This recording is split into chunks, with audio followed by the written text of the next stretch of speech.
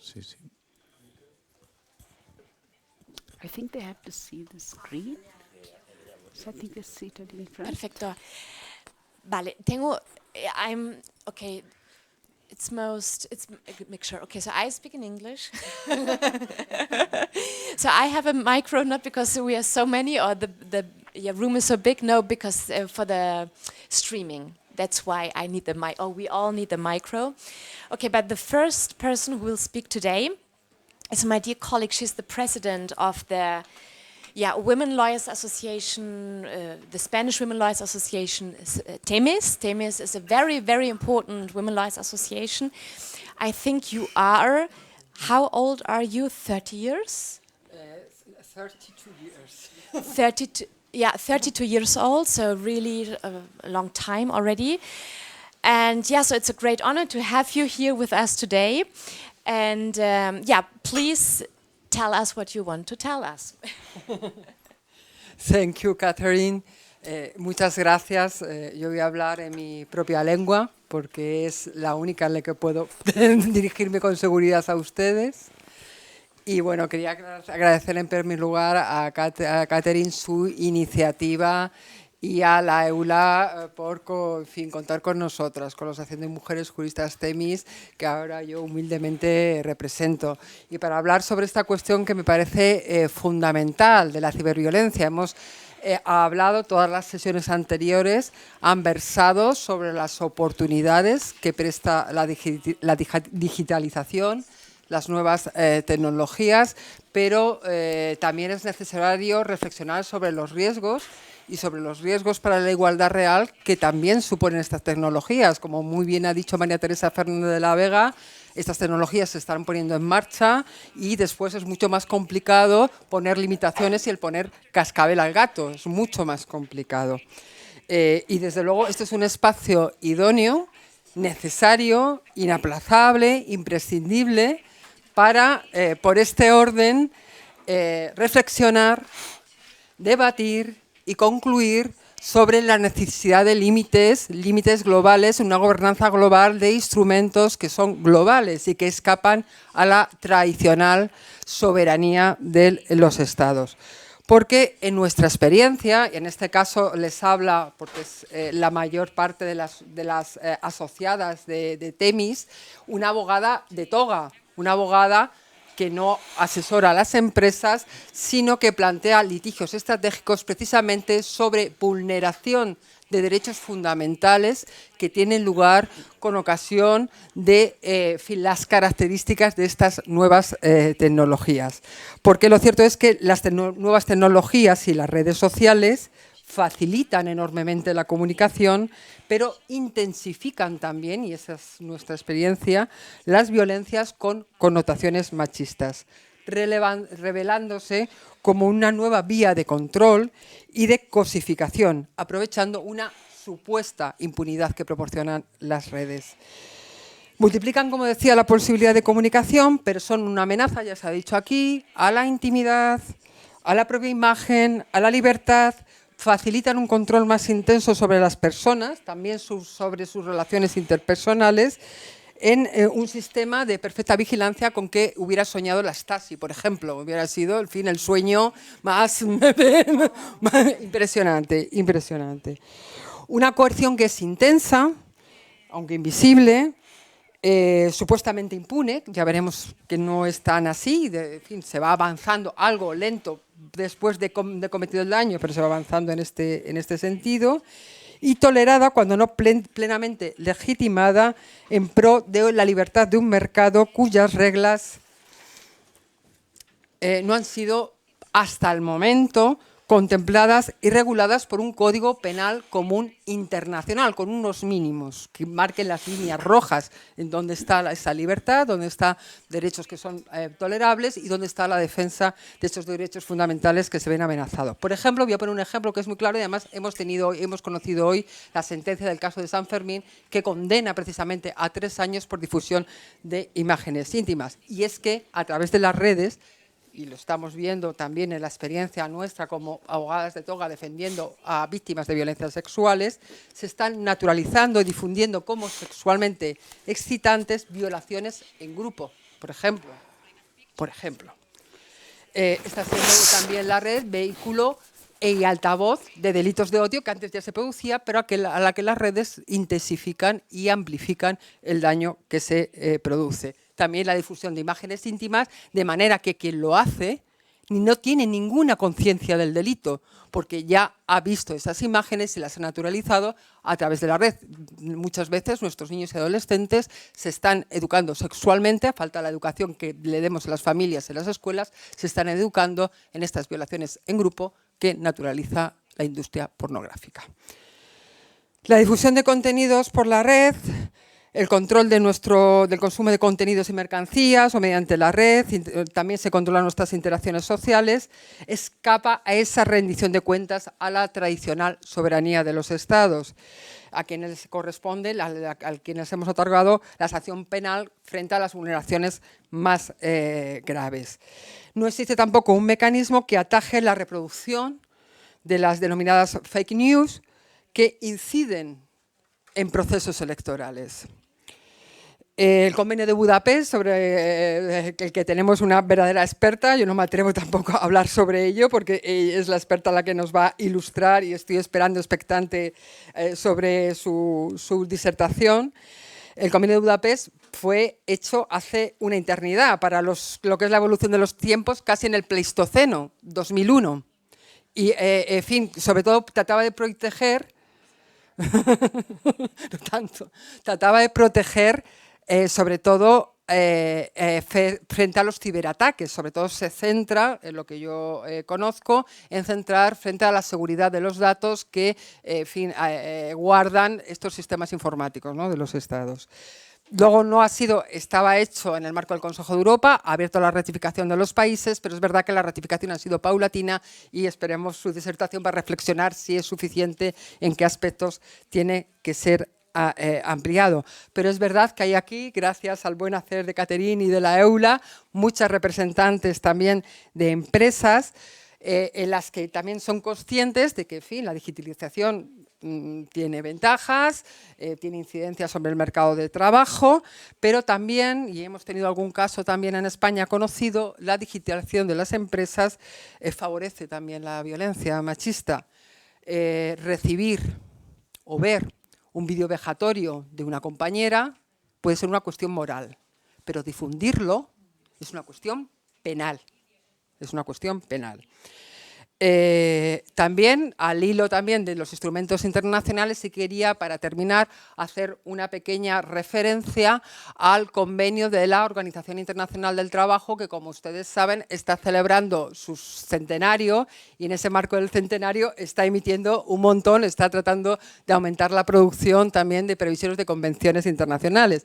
Creemos que la convención reciente, el convenio 190 de la Organización Internacional del Trabajo de 21 de junio del 19 y la recomendación 206 sobre violencia y acoso también tiene algún contenido que se refiere a esta cuestión de la protección de las mujeres frente a esta violencia específica sexista, en concreto al artículo 3, y también nos da una oportunidad a las abogadas de toga, en fin, que tienen que tener muy en cuenta las abogadas de empresa, porque les exige esa obligación de prevenir esos riesgos que se dan en el lugar de trabajo frente a la digitalización, de manera que si no se articulan instrumentos y protocolos eficaces para esa prevención, favorecerán la litigación estratégica de las abogadas de toga, exigiendo responsabilidades por esa dejación de funciones. Bueno, nada más, he tratado de introducir algunas líneas del debate y espero expectante para enriquecerme con sus seguras aportaciones de las muy ilustres componentes de la mesa. Ángeles, muchísimas gracias. Sí, te damos un aplauso. Y aquí también queríamos, I'm sorry. Yeah, we wanted to tell you that we have big plans because the Temis and the Yula, we wanted to work together on this topic, on this issue. So we have big plans, right? Yes. First, we have to work on our Spanish and English, but then, yeah. So, you missed two faces here on the round table. Well, unfortunately, the president of CEDAW, she told me 2 days ago that she's not able to come. It's very personal. That's why I don't want to share the reason, but it's very sad. So we have to keep fingers crossed that everything is fine with her and her dear family. But she really excuses herself, and she really wanted to be here with us, but it was impossible. And our dear Queen of Nigeria, yesterday she told me that she also had another appointment, unfortunately today in Cairo, but she also sends her best wishes. And she wrote a chapter for the book that I mentioned before, so you can read all of her best practices in our book. Okay, but then I suggest to follow what we had prepared for today. And our first speaker of today is our dear Shirani. You have her on our right side. And yesterday she was with us at the Moncloa, which is the Spanish White House. And I think I don't have to tell you that she was very convincing, and she told José Manuel Álvarez, look at what he has to do. He's our Sherpa, our Spanish Sherpa, and she told him very well that, that he has to fight for women's rights in the G20, W20. Thank you for that again. Yeah, you were a justice at the Supreme Court in Sri Lanka, and now you're a consultant very much focused on children's rights and women's rights. And this is also one of your expertise, the Budapest Convention and the cyber crimes. And now I give you the floor. Thank you. 37 years I have worked with women and children, so that's a long time. And being a first up the ladder in Sri Lanka, it gave me a personal touch of what is discrimination in a country. The worst area is South Asia and Africa. You do not even begin to understand the layers of discrimination. And it went on such that it was all men on the wall and men in their seats, and it was the sole woman, and was always, good morning, gentlemen. Till about 6 years into it, I had heard enough of being called a gentleman. And I said, excuse me, there's a lady here. And I must say things, so what I'm trying to encourage you to do, you are now pioneers. You're in the front line, especially the younger generations I'm talking to you about. We talk of what we are talking about, vulnerabilities. We've given very nice words. What we are saying is the vulnerable are those who are disadvantaged. Disadvantaged by the law, disadvantaged by the systems. And what you're trying to do is hope and pray that technology is going to rectify that. We have a lot of positive things about technologies, but we also have terrible, terrible negative things. Do we have the law out there? Today, if somebody comes and tells you, my child is being sexually abused by technology, what is your answer? Lawyers? Technicians? Where will you take the case to? What will you do? What are the laws out there? Now, there's an abysmal lack of sensitivity and awareness about the tools you can use to counteract the developments, the bad repercussions of what is happening with the new developments of technology. And one of the things I want to remind you is about the sustainability of women. In our country, we fought so hard. All these, what you call the old age women, maybe, we were the flower powers and, the love generation and all this. We fought so hard for women. And in my court, we had 5 women. In the Supreme Court of 11 women, which was great for South Asia. But what happens now? 1 woman is left. Fight for the sustainability. When your colleagues who are out there today, speaking out there, when they're going to retire, say we want 1+1. We want her to be replaced, at least, to be second. So bring those women up. Madeleine Albright said, there's a special place in hell for women who do not help women. We have to start networking and helping the younger women, the older women. We have to bring them in. And I think we have to be sensitizing. Because you're a woman doesn't mean you know about disadvantage. You do not know about the line of equality. You do not know about, there are many women we work with, and we keep saying, it's better to work with a man because he is now sensitized. Sensitize your own women. Talk to them. Talk to your parliamentaries. If you want to see change, sustainable change, that is what you must do. So let me get into this. What is really important is these cyber crimes.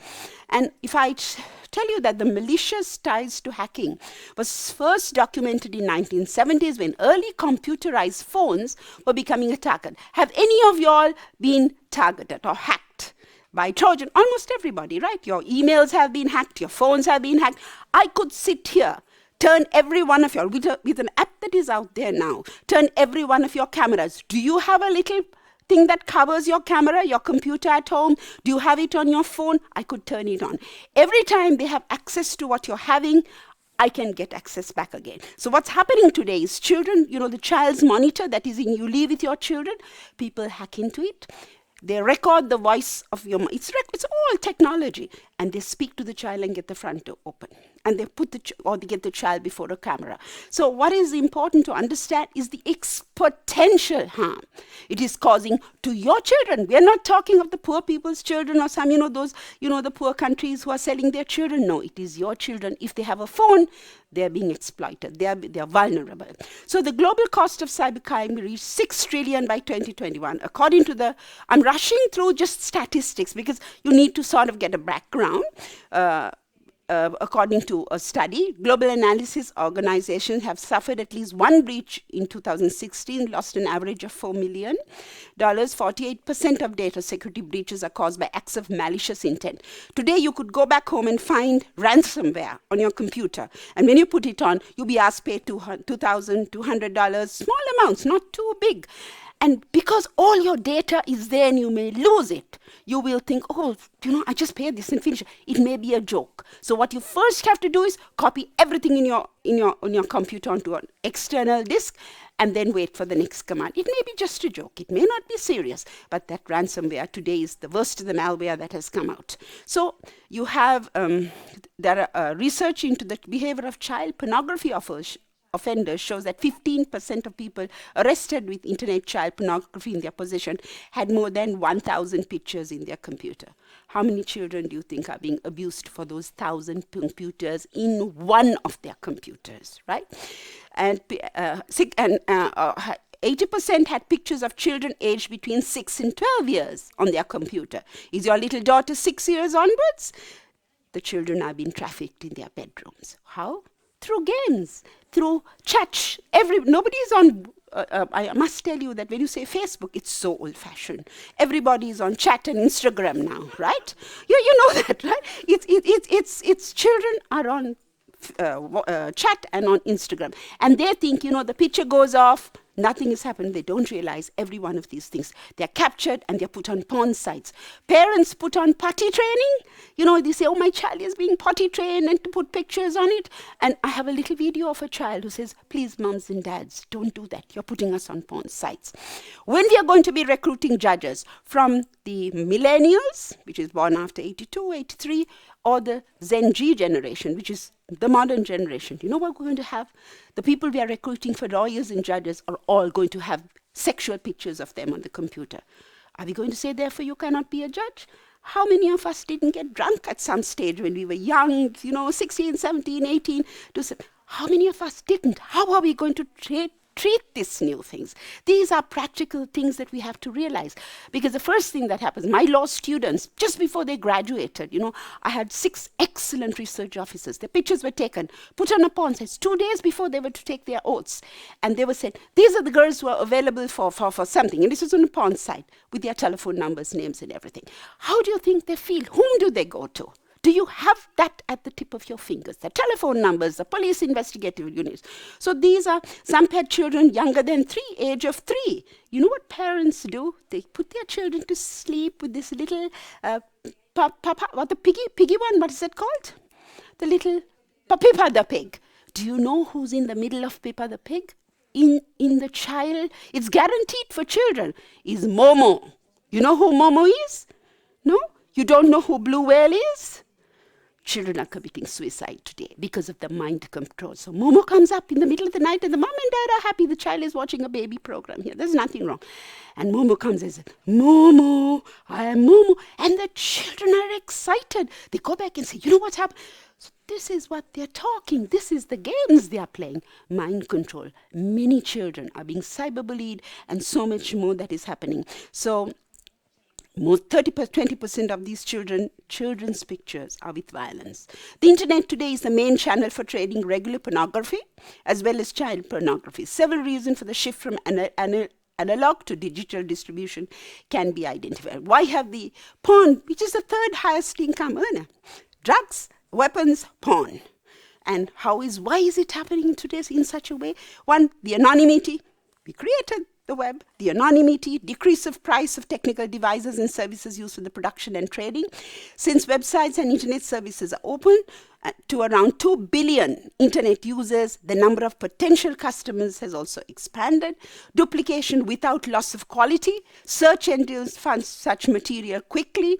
Encryption technology. We began with the Enigma machine, then we went into, the Dilly-Heffman theory. Now we have the whole question of encryption. The use of virtual currencies and anonymous space, the blockchain algorithms and the cryptocurrencies. Cryptocurrency is just one part of the blockchain algorithms, right? So, cyber crimes. It is about property, it is about the individual, and it's about governments. So I don't think anybody really wanted to protect women when they did this. I must say that. It was with other ideas, but it fortunate. So cyber harassment do I need to go through this slide? Do you know that there are things called computer intrusions, sharing, manipulation of data or images and intimate data? You have an intimate pictures, and this seems to be the modern trend. Young people make love and they're taking pictures. When they're, have a boyfriend and a girlfriend, there's something called flashing going around with the little ones, which is, those days we talk sexy on the floor when we were very young, little secrets, and you felt very safe. The children feel very safe. So what do? Flashing, which is you wear a bikini and you want to send your girlfriend the picture, and you say, see, I got a new bikini, and you flash. It's captured by the web and it's put on a porn site. Child pornography. The pedophiles pay enormous sums of money for this. So, sextortion. Nancy is going to talk about it, so I won't talk about it. Stalking. Have you ever been stalked? Have you? Oh. We have a very safe group of women here. Okay, doxing, where your information is taken and put on the web, where there are, something bad about you, you're holding a position and somebody says, oh, so-and-so, something really bad, I think you can call it like a cyberbully. Identity theft, impersonation, etc. ICT-related hate crimes. We live in an age where, we had compassion, we had love your neighbor, we had people, we moved around so comfortably with everybody. Today we have terrible, it's almost because the world is getting so populated, everybody has to find an identity for themselves, excluding themselves from the others to make them special. So it's about race, ethnicity, religion, sex, sexual orientation, disability.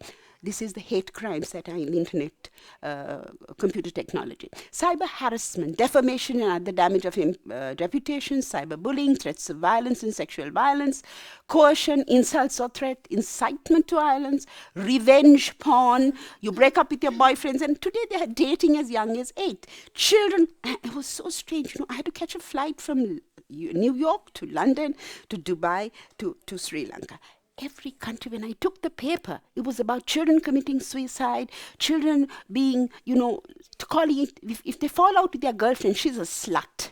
If you, the language they are using, because they are watching porn. And when we arrest little children with the phones, it's an offense to have porn on your phone. So the child is then in danger of being prosecuted. But they're all watching porn. And you know what our greatest defense is? Denial. It doesn't happen to us. It's not happening to our children because our children are good children. Steve Jobs gave his daughter 2 hours of watching the computer in the public, in the dining table. Do you know what is happening? Do you know every emoji that your daughter is putting has a sexual, it can be converted to a sexual thing. So there's so much of it going on. I did a 1.5 lecture on this, and I was amazed at what I found out myself, right? So anyway, getting back, illegal access to illegal interception. So these are the kinds of forgery, computer-related fraud, online sexual exploitation and sexual abuse of children. And this is what concerns me more. And this is why I love the Budapest Convention, because it is the one document that has given real space, real time for child pornography. As you know, adult pornography, we have a debate about civil liberties. Well, you want it, you need it. We are adults, we are mutually, we can do it. So it's difficult to talk about the objectification of women when you're talking of adult pornography. But when you talk of children. The world got together and said no. If it's a child, it is not just unlawful content like pornography, it is illegal content. And illegal content means there is no way you can put it on. It is illegal, so children's pornography is protected by law. So then also rape, other things, In our country, we had a young girl who had her mum was a domestic working in a house. She gave evidence about a theft. They got hold of this girl and they tied her and they raped legs and hands and they raped her. And you know what was very surprising to us? A German, a Sri Lankan who was living in Germany was videoing it all. And he was caught with it. Why? Because of the enormous porn market that is out there. So these are things that we have to understand. So the convention, the Budapest Convention, broadly operates in 3 dimensions. It criminalizes conduct such as illegal access and data interference. It provides the procedural tools for states to follow, and this includes search and seizures of computers and other devices used in the criminal activity. I'll talk to you about how you can track people who send you bad things on your internet. It's called tracking. But what is the problem there? It tracks the computer. It doesn't track the person who's using the computer. For that, you need to actually catch them in the act of it. And that is why you have all this surveillance that is going on.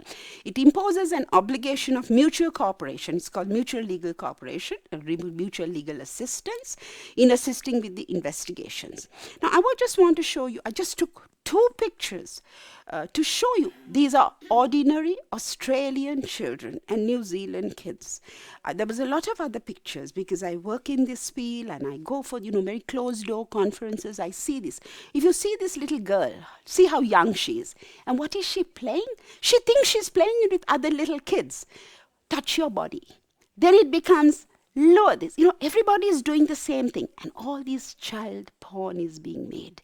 And the thing is then, there's one picture of a girl with a pencil between her and her teddy bear, private parts, lying over it and showing it. I didn't know how explicit you wanted me to become, so I was a little worried. Then also, there's a thing called a red room in the deep web. And what that is about, it is about real life killings of small kids, some as young as 7 months and 6 years, live videos of raping these kids, which later moves to killing them on the video. These live sessions as expensive as 3 mansions. I mean, I couldn't make it. We all talk in rupees and you talk in dollars. Hugely expensive. So they bid. The child is seen in this live room. It's called the red room. And the women, I'm talking of children here, but women are also put into that situation. And there's a funny gender relationship here, The women, they bid on it. Say, I'll give you $5,000, I'll give you $10,000, I'll give you $40,000. And they're bidding on this woman who's now lying there naked in a position which is very explicit. And then, if it is a man, they first kill him. And then they just cut off the hands or cut off the limbs. If it's a woman, it is done. I cannot analyze this. There is something about this whole idea of, titillation is the word. Am I using the right word? To talk about, that the women have to suffer a life. So please read these up because it's very informed. Because when you're pushing these, what are the securities we are talking about? Are we playing a game of exclusivity where eventually children and women are going to be exploited by this? We need to think about these things. Sure, it's a great cutting edge thing and has enormous advantages. We heard about the brain, we heard medical things and all that. But still, what are the safeguards we are putting in? So in Queensland, I don't have statistics in India and Sri Lanka and the South Asia where a lot of this is going on. So I took the Australian statistics. The child pornography had such grave child sexual abuse was 267 just between those two. In Australia, in the same period, 5,559, only 1/3 get reported. Darkness to light, 1 in 10 children abused before 18. This was their research. 90% know the abuser. It is their uncle, their brother, their father, their grandfather. And what happens is grandfathers, that older generation, did not have access to easy porn. So what do? They take Viagra, they are watching porn, and who's the most likely person? And incest is a shameful secret. It doesn't get shared around, you know. So it is that whole context that creates the dilemmas. So 20% are abused before the age of 8, 42% of abusers met online. That was the Canadian research. Child pornography offences have exploded by more than 200% in the last decade, fueled by the easy spread of illicit material over the internet. This is Enough is Enough, another group. So, impact of pedophilia, I'm not sure whether you really know about these things. It's compulsive, there's no rehabilitation. There are several things. Please go back and read Operation Koala. You heard about it? Have you heard about Operation Koala? Can I take 2 minutes to just touch on it? Because, you know, the law doesn't have context if I don't just tell you about these things. Operation Koala was, we have surveillance. I told you about mutual legal assistance, where there are continuous watch in a lot of developed countries. So what happens is, they were watching the streaming going on, and then they saw this old gentleman abusing 2 children. The ages, I think, was 4 and 8 or something, 14 and 8. And it was streaming, live streaming. Facebook, all these people promised that they would take sexual explicit movies out. Yet, we saw the New Zealand shooting for how long? Live streaming.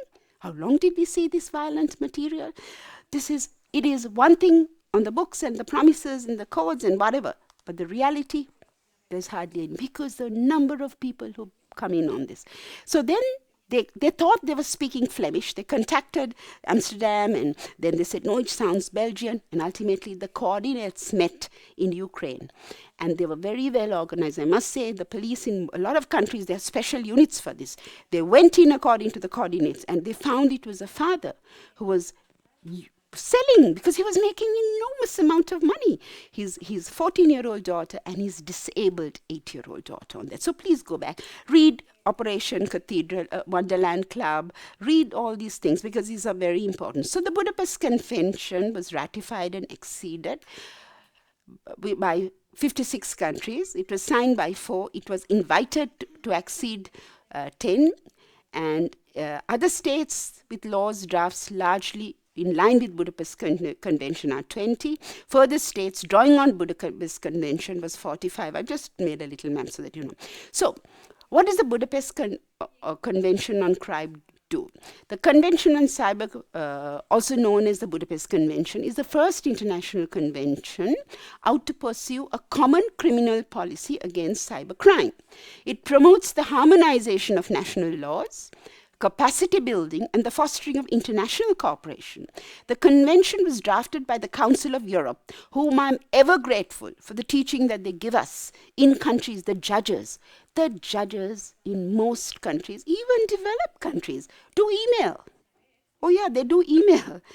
Maybe they do some of their judgments. Beyond that, it's a big mystery for them. So we need to start teaching judges, because it is the judiciary who partners with the crime fighters in matters like this. So the convention was drafted by the Council of Europe and was open for signatures on the 23rd of November 2001. It entered into force only on the 1st of July 2004. Alongside with this is the Lanzarote Convention on the protection of children against sexual abuse and exploitation and sexual abuse. I prefer a lot of it's very similar, but it came after the Budapest Convention, so it kind of blocks the loopholes. Okay, so Istanbul Convention is also important. So I think I'm running out of time, so I'm just going to tell you what it deals with. How many minutes? I could take Queen's place and time also. So it deals with substantive law, procedural tools, international cooperation. There's so much to speak about this. So it's just that one thing to know: information is open and available on internet. It's no state sovereignty. Cyberspace is independent, anarchic, and ungovernable. It is everywhere. It is nowhere. Any person can express himself or herself, and it is invisible to the untrained eye. It may need to be interpreted by specialists. It is highly volatile. So unless we get those judges' orders quickly, and you train your judges to have 24-hour judges working to get the orders first, to know the seizure procedures, it is not going to be working. There's data integrity, audit, all these things. So I did a very detailed thing of this, but so since I have to stop, Yeah. Yeah. So I'm just going to deal with one more point. Just as I say, My name is Sweetie. this is a tool developed against child pornography. In the Philippines. Every day I have to sit in front of the webcam and talk to men, just like tens of thousands of other kids.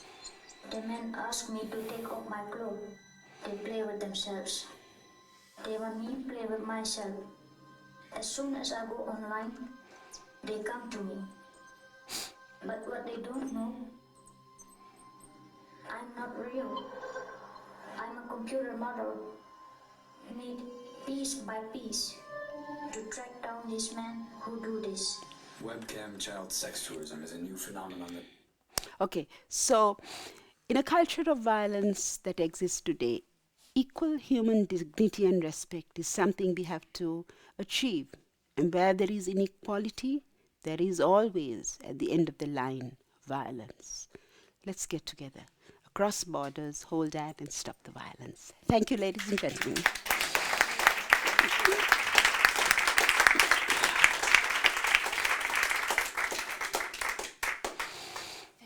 Shirini, wow, it's yeah, a very, very difficult topic, but we really have to do something about it. Absolutely, thank you very much. So now, Ruth kindly offered to change what we had prepared, and now we jump into Yolanda Rueda. Yolanda, I met her. I like personal presentations, so when I first met Yolanda, yeah, so Yolanda is the president of of a foundation, Cyber Voluntarios. It's like cyber voluntaries, which is a foundation which has, yeah, one. What did the Financial Times?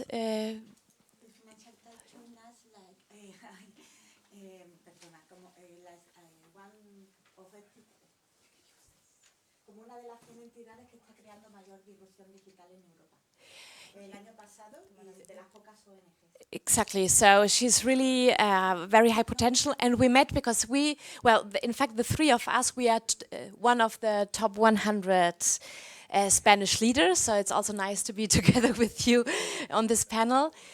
So I met Yolanda while we received our award for being one between the top 100 speakers. And she will talk to us about the prevention, how to prevent, because we saw what can happen, but we have to know what can we do. And so the floor is yours. Vale. Entonces, okay, so now again, we are again changing plans.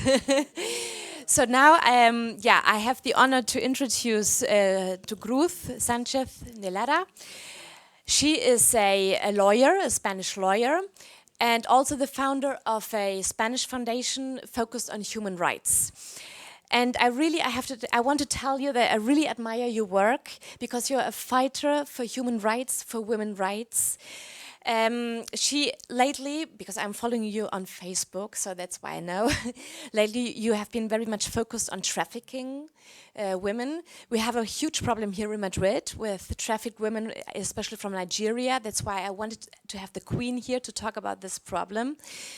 And yeah, but you are in there, in the focus, you talk with the victims, and you are there for them. So thank you very much for your initiative and for your commitment. Now the floor is yours.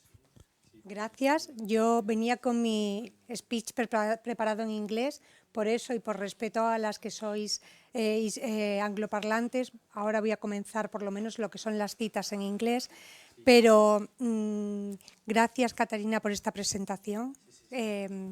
Y gracias también quería agradecer a Temis, porque es verdad que el trabajo que realiza Temis es un trabajo que ha ayudado a muchísimas mujeres en España, pero además un trabajo que está introduciendo variables distintas y muy importantes, como es el litigio estratégico, que casi nadie hace, ¿no? El litigio estratégico en España casi nadie sabe lo que es, y creo que más adelante tendremos que reconocerle a quienes son las pioneras y quienes están empezando gracias al trabajo de las abogadas. Bueno, Voy a comenzar en inglés por respeto a quienes hablan inglés y sobre todo porque las citas que me prepararon en inglés no me las sé en español. O sea, como aquí vamos al tran, yo creo que, bueno, por lo menos empezaré y luego cambio al español. Simone de Beauvoir said several decades ago, wherever the country, capitalist or socialist, man was everywhere crushed by technology, made a stranger to his own work, imprisoned, forced into stupidity. The evil arose from the fact that he has increased his needs rather than limited them. As long as freshness continued to be created, so new frustration would come into being. When had the decline began? The day knowledge was preferred to wisdom and mere usefulness to beauty. Only a moral revolution, not a social or political revolution, only a moral revolution would lead man back to his lost truth. Simone de Beauvoir, I think, is half a century more or less ago. And now, in 2019, we are not talking about moral revolution. We are talking about not one, but two industrial revolutions in less than half a century. That's why it's crucial to talk about ICT, freedom, respect, values, and last but not least, people. The fourth industrial revolution is spread out in many fields with no time to assimilate the changes that the third industrial revolution entailed.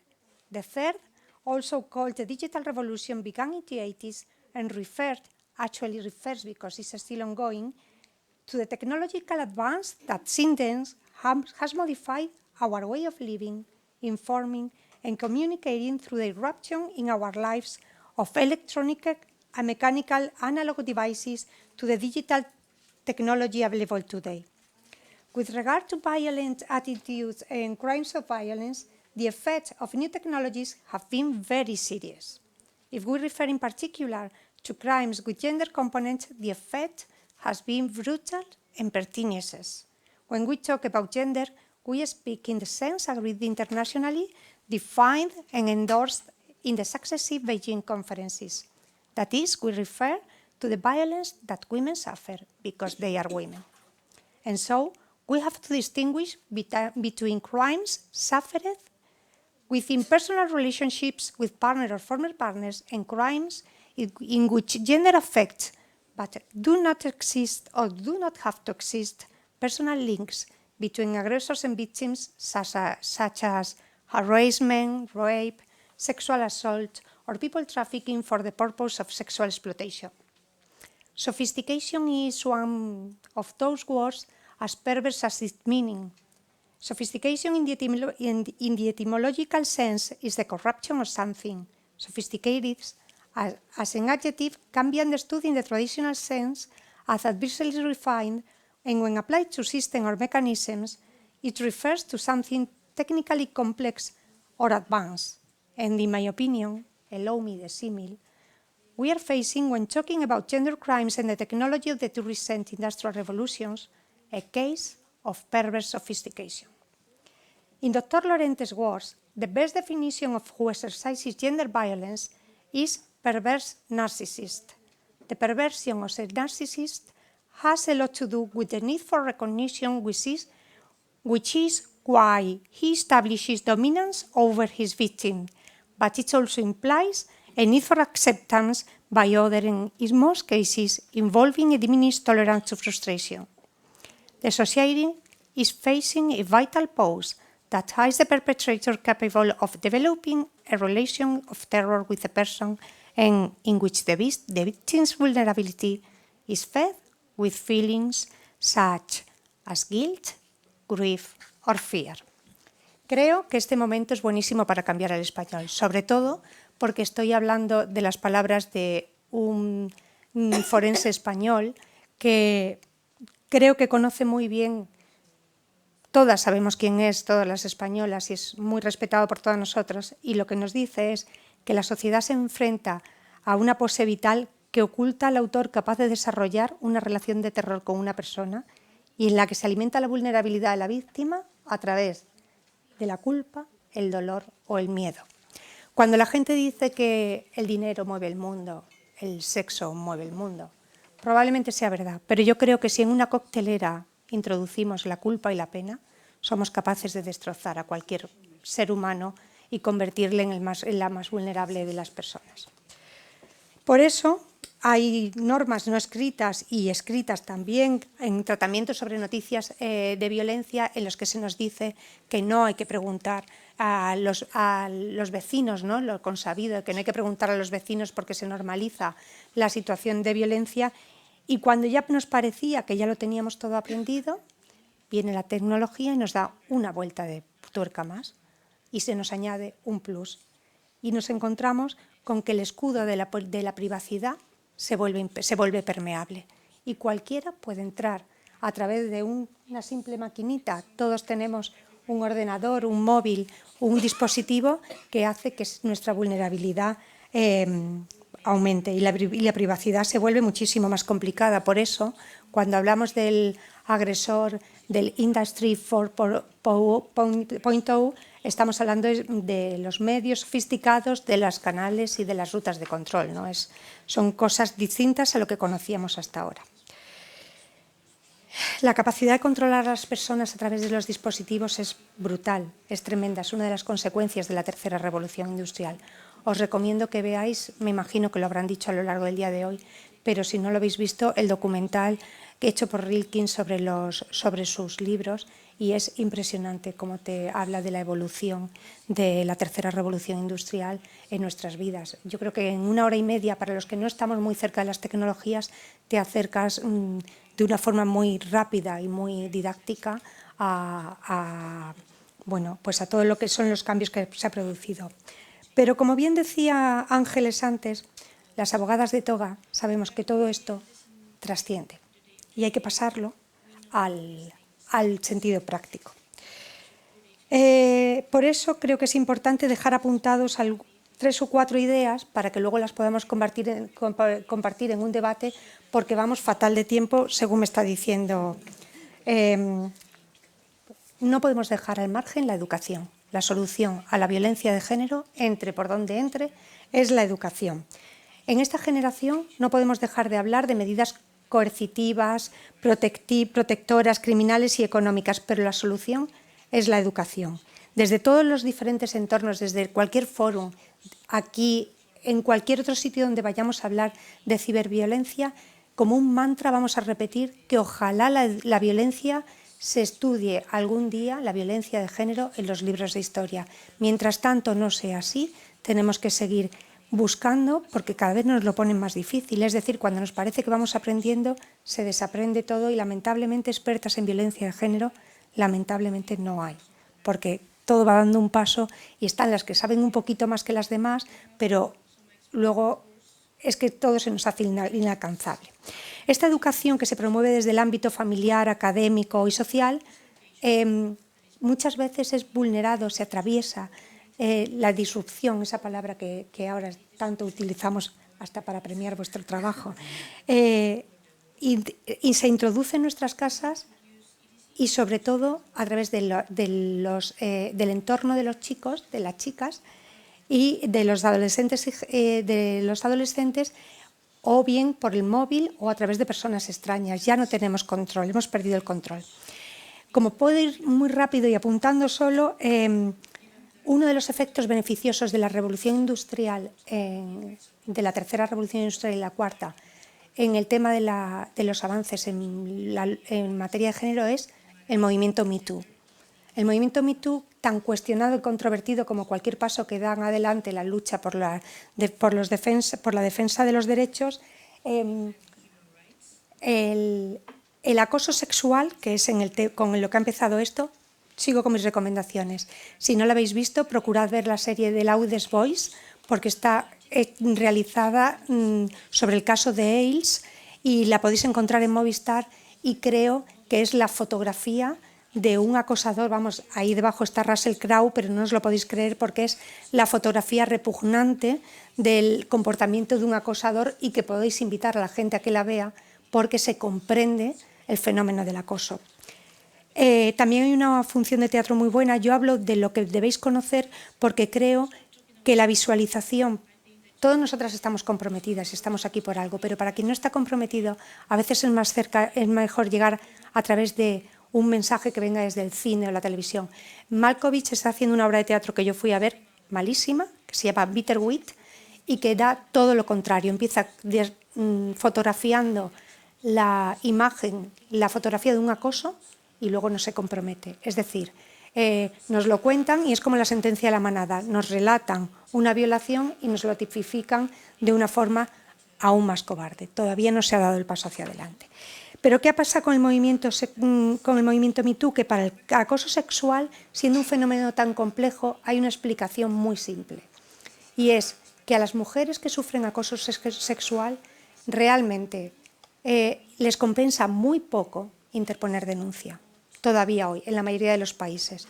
En el caso de Estados Unidos, cuando tienen una compensación económica, todavía puede tener, yo creo que no se compra el sufrimiento de un procedimiento de acoso sexual, pero en España o en países que tienen nuestro sistema legal no les compensa. ¿Qué resulta más fácil? Ponerte en tratamiento, cambiar de entorno de trabajo, cambiar de trabajo e iniciar tu vida de nuevo. Y un día, cuando ya este delito que estaba totalmente interiorizado como algo normal y que teníamos hasta aceptado socialmente, cambia y la gente no solamente lo asume como un comportamiento reprochable, sino también como un delito, de una víctima denuncia, si el agresor tiene cierta relevancia, las otras que han estado calladas, que ya han roto las cadenas con él, dicen, yo también, me too.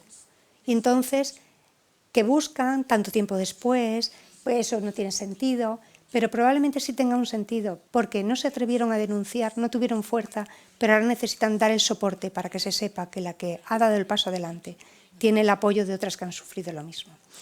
Creo que el movimiento Me Too es de los pocos efectos beneficiosos para la violencia, en la lucha contra la violencia. Ay, no sé de dónde quitar todo lo que quería decir. Bueno, en el acoso sexual como en la violencia de género, en 5 minutos te resumo.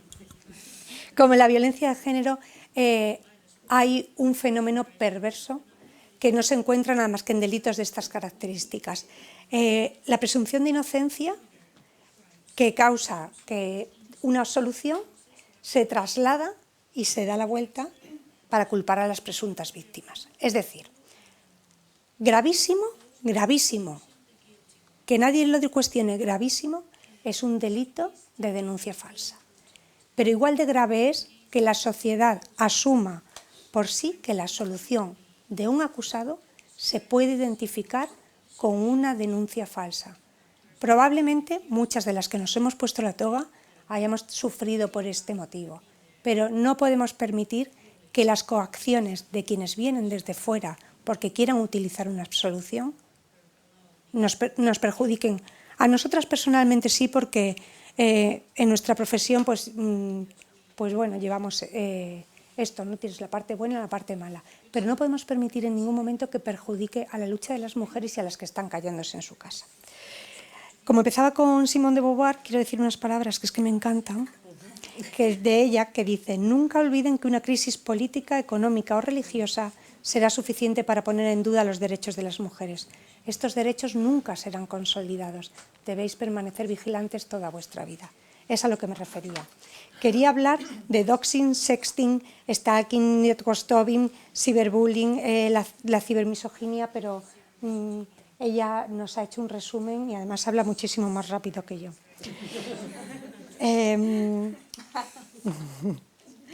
Bueno, yo voy a dejar espacio para que hablen porque estoy viendo que Catarina está la pobre conteniendo la respiración y luego si nos queda algo os diré algo. Solamente una cosa, el delito de la violación la violación de privacidad, que en el ámbito de la pareja, en el ámbito de las relaciones de pareja no estaba ni siquiera mal visto. Se suponía que tú podías controlar el mail, el teléfono. Eso está trayendo unos problemas gravísimos pero también nos está beneficiando para poder acreditar que ese delito se está cometiendo.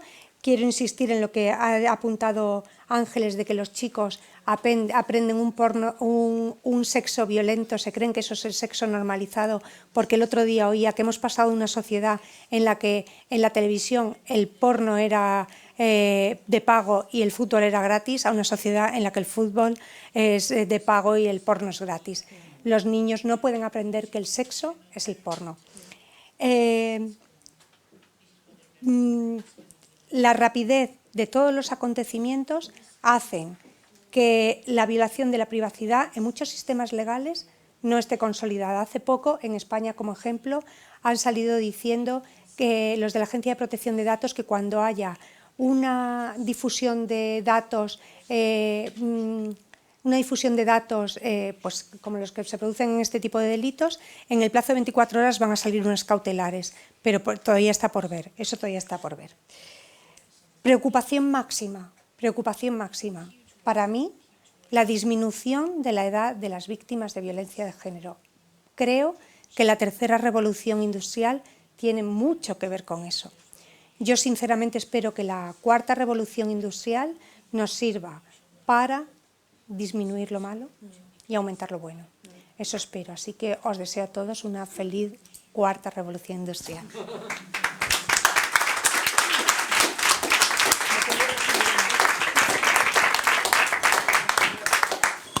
La verdad es que todo un lujo estar aquí, haber escuchado y ser la última en intervenir, la verdad. Creo que en este contexto en el que estoy, que hay, la verdad, tanta persona de derecho dentro de mi ámbito, quizás poner el toque final de cómo aterrizamos o cómo hacemos que se pare todo esto o cómo podemos prevenir para no llegar a estos puntos. Y creo que por eso Caterina ha querido que esté en nuestra organización aquí. Una breve pincelada de lo que es nuestra organización. Como bien ha comentado ella, el año pasado, justo este día me han salido las fotos, el recordatorio estábamos que nos daba el 21 de noviembre Financial Times como una de las 100 campeones digitales de Europa que está generando mayor transformación digital. Y en el 2016 la WISI, la Cumbre Mundial de Sociedades de Información, nos eligió también como una de las entidades que está haciendo mayor tema ético en la sociedad de la información.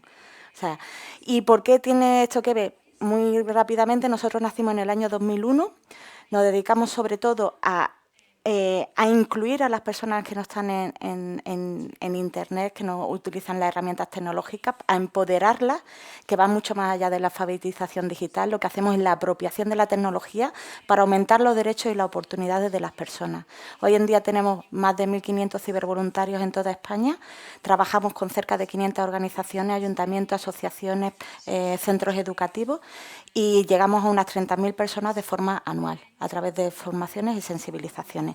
Y entre ellos, uno de los temas verticales desde el comienzo ha sido precisamente formar en el uso correcto de la tecnología a los más jóvenes. Teníamos un programa, pero ya como fue de los primeros, la página no está, que era Internet en Familia. Pero bueno, por poneros unos ejemplos, nosotros le hemos hecho todo el modelo pedagógico de esta página de ciberexpertos, que hoy en día están los policías nacionales yendo a los colegios. Pues todo eso no puedo enseñaros porque el itinerario formativo es cerrado para los coles y los propios la propia policía, pero aquí nosotros, pues en colaboración con la Policía Nacional, para que podáis ver un poco contexto, Telefónica y nosotros le apoyamos en esa parte. Luego formamos a las policías y están haciendo un trabajo espectacular con unos 10 vídeos precisamente para prevenir el grooming, las tecnoadicciones, el ciberbullying. También hay una parte de mediación parental, o sea, de cómo precisamente preparar tanto a los chavales, a los jóvenes, como también a su entorno, a los profesores y a las familias. Y ese es uno de los proyectos que tenemos. Ahora me gustaría, por ejemplo, enseñaros, este es uno de mis favoritos, además lo hemos enfocado a prevenir la violencia de género digital, porque es verdad que estamos muy, muy preocupados Y como, bueno, al principio también era ciberbullying, era amplio y al final se hablan todos los temas, pero desde hace 3 años hemos puesto el foco claramente porque hemos visto que es un problema pero brutal y era más de lo que nos decían en las aulas, de cómo se acercaban, porque precisamente las redes, esa pérdida de autoridad, de dar las contraseñas, de todo, y de cómo se siente. Me gustaría poneros, porque, bueno, hacemos muchas charlas, deciros que todos los materiales, las charlas que hacemos en los centros son completamente gratuitas, que todos los centros educativos o cualquier entidad o asociación de padres nos los puede solicitar aquí en la página web de Solicita, rellenando el contacto y qué actividad quiere, y es todo completamente gratuito. Y que aquí están los materiales también por si no llegamos a alguna zona y quiere hacerlo algún profesor o profesora también. O sea, nosotros todo esto siempre es abierto y gratuito. Ya nos preocupamos de buscar los recursos para poder hacerlo posible, ¿no? Y bueno, pues de aquí sí que me gustaría, aquí hay unos vídeos estupendos, apuntaros la página, ¿eh? Pero, por ejemplo, a mí este es uno de mis favoritos. Bueno, la semana que viene sacaremos el último, que precisamente el día 26 es el día de la violencia de género digital. Vamos. Espera, no cuelgues. Este tío te tiene que andar poniendo calzoncitos en todas las fotos que subes. Sí, vaya fotitos, tío. Si te fías de mí, no entiendo por qué no me puedes decir tu contraseña. A ver, si me mandas una con menos ropa, tampoco va a pasar nada. ¿Tú sabes la cara de tonto que se me queda cuando veo esto? Si me gustan tus fotos, lo que no me gusta es que las vea todo el mundo. Vale, llevas 10 minutos en línea, de mí ni me lees, ¿no? Ok. ¿Me están preguntando este de la estás? Vas a tener que recordarle que tienes novio, ¿eh? No tienes nada que ocultar. No sé por qué me quitas la última hora de conexión. Mira, si voy a tener que aguantar esto día sí día también, me compensa esta relación.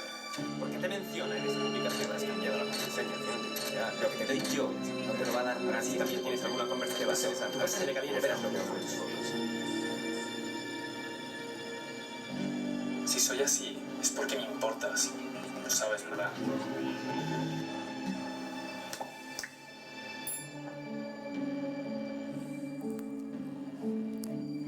Y como ponemos al final, lo que hay que eliminar es este tipo de mensajes. Si os dais cuenta, la chica siempre está en el centro y al final esa sensación a mí siempre me pone los pelillos de punta este vídeo, la verdad. Porque eso lo sufren muchísimas chicas jóvenes que lo hemos estado hablando y al final pues es muy tremendo. Y como son de un minutillo, permitírmelo porque ay, perdona. Este es genial.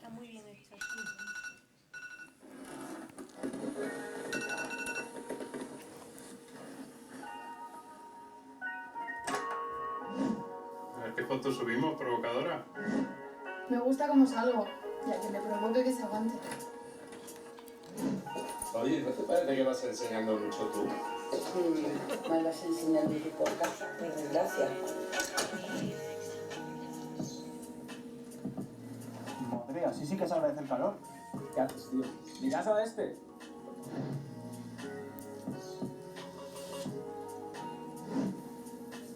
Objetivo. No me coge el teléfono y se quita la reconexión. No sé qué me pone. El tío ya te contestará, no seas pesado. Hasta luego.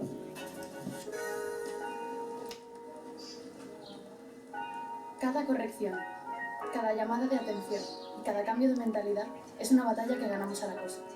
Cada vez somos más los que luchamos con cada pequeño gesto por una convivencia mejor para todos. Cuento contigo. Ahí lo que queríamos decir es que también, o sea, uno puede pensar, pero necesitamos que todos ese tipo de comentarios que tenemos muchas veces normalizados los corrijamos, porque pues este tipo de vídeos, aparte de los materiales, las charlas, las formaciones, es con lo que nosotros trabajamos para concienciar y sensibilizar de que haya un cambio, ¿no?, en ese apartado. Tenemos también otro programa, fíjate, que con Facebook, que estamos, y este es para chavales más adolescentes, y hemos creado una cosa porque esto era para chavales más jóvenes, cuando están todavía en el colegio, pero entre 14 y 18 años queríamos ver cómo podemos llegar también y sensibilizar de otra forma. Y la forma que hemos querido hacerlo es también como un juego, de plantear historias con temas que les interesan, pero al mismo tiempo concienciar. Y hemos creado estos juegos como pequeños juegos que están en Instagram, pero otra forma de formar, porque la gente no entra a hacer un curso online de decir, a ver, me voy a sensibilizar sobre prevenir los riesgos en la red. No, pero le contamos una historia, tiene que ir eligiendo qué va a hacer esa persona con esa historia y según la va montando, pues al final le damos las acciones Z, las recomendaciones de lo que tiene que hacer, que es decirle lo mismo que le decimos en clase, pero que llega a través de las redes. Y la verdad que en 2 meses, que lo lanzamos en septiembre, hemos tenido más de 20.000 personas que han hecho los juegos. O sea, que es otra forma de llegar, lo estamos publicitando en las redes, pero bueno, es nuestra forma de intentar hacer las cosas de una forma diferente. Y luego, aparte de todo esto de sensibilización, también tenemos programas que la verdad es que hacemos que para nosotros es muy importante. Y uno de los eventos que hicimos, por ejemplo, es de cómo la tecnología puede ayudar a la construcción de la paz. Y el primero fue con enfoque en mujer, precisamente, uno de los primeros que hicimos, ¿no? Que es que las mujeres blogueras, por ejemplo, no sé si conocéis Lina Benmeni en Túnez, cuando los movimientos de Túnez, que fue candidata a Premio Nobel de la Paz, o sea, todas las potencias de las redes también, y el uso de las redes por mujeres también puede ayudar a toda la parte de la construcción de la paz. Este tema, que como era de ciberterrorismo y todo, pues bueno, es que lo decía, estuvo precisamente también María Teresa Fernández de la Vega, estuvieron de Naciones Unidas, de diferentes ámbitos, y conseguimos que nos mandara en ese momento, Michelle Bachelet llevaba a unas mujeres, un vídeo que me encanta, porque habla del poder de las minorías. Son 2 minutitos, también os lo voy a poner, que es nada. Queridas amigas y amigos, buenas tardes. En primer lugar, quiero felicitar a las Fundaciones Cultura y Paz y Cibervoluntarios por unir sus energías para promover la cultura de la paz a través del uso de las tecnologías de la información y la comunicación. Gracias por enfocar este primer encuentro en la mujer como promotora y protagonista de los cambios que se están produciendo en sus sociedades. Del mismo modo que no existe una verdadera democracia si las mujeres no pueden participar, podemos afirmar que no existe el verdadero cambio si las mujeres no forman parte. Y tenemos ejemplos lejanos en el tiempo, pero también muy cercanos, como la primavera árabe. Sabemos el importante papel que han tenido las nuevas tecnologías para los cambios sociales y políticos que hemos estado presenciando en estos procesos. También sabemos que hay quienes han intentado que las voces de las mujeres no sean escuchadas, pero eso ya no podrán conseguirlo. Las mujeres nunca volverán al rincón del silencio, porque hoy cuentan con una nueva alianza. Tienen el mismo compromiso y determinación de siempre, pero hoy además tienen voz gracias a las palabras que comparten globalmente a través de las TIC. Hoy cuentan con nuevos instrumentos para hacerse escuchar. Hoy son más y están más cerca. Hoy están más unidas para avanzar en un camino para la paz, la justicia, la igualdad y la libertad. Porque las mujeres saben mucho de estos valores, son los que siempre las han inspirado. Ellas pueden no lanzar arengas para transformar el mundo, pero con sus experiencias nos muestran el camino hacia la casa común de la convivencia y la paz. Esa convivencia y esa paz por las que tanto han velado en una historia de conflictos y guerras. La misma convivencia y paz que han tratado de construir cada día en sus hogares, en el cuidado de sus hijos, de sus mayores, en sus vidas cotidianas. Ellas han demostrado sobradamente que pueden. Queridas amigas y amigos, tenemos las personas, tenemos el conocimiento, tenemos la experiencia, tenemos la referencia a los derechos humanos. Que no nos falte la voluntad para lograrlo. Es tiempo para la paz, es tiempo para las mujeres. Buen congreso y muchas gracias.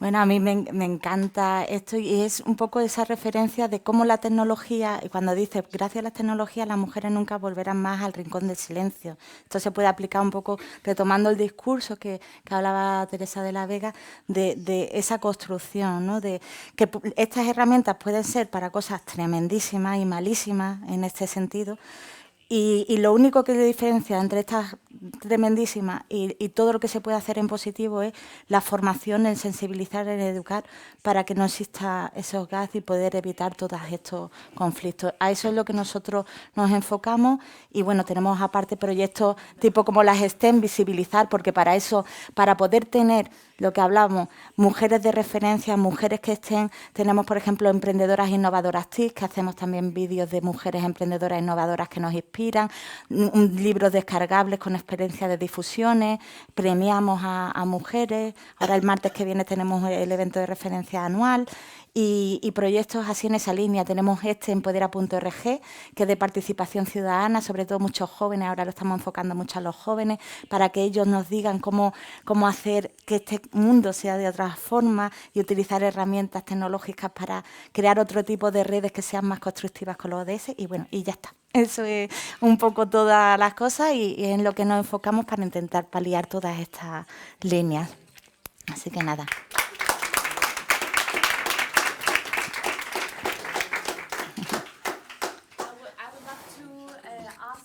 Invite you to discuss with our experts. However, I feel obliged to close this panel now because we have another panel and then we have to go back. Then we have the last panel and we have to go out. We have to be out here before 8. That's why we have a time issue. And so I want to, mil gracias. I want to thank you very, very much for having been here with us, for speaking here, for taking the time to be here. And we see there is an issue. We have to do something about it. And I think connecting each other and with you, we will be able to do something against it. Thank you very much. Thank you.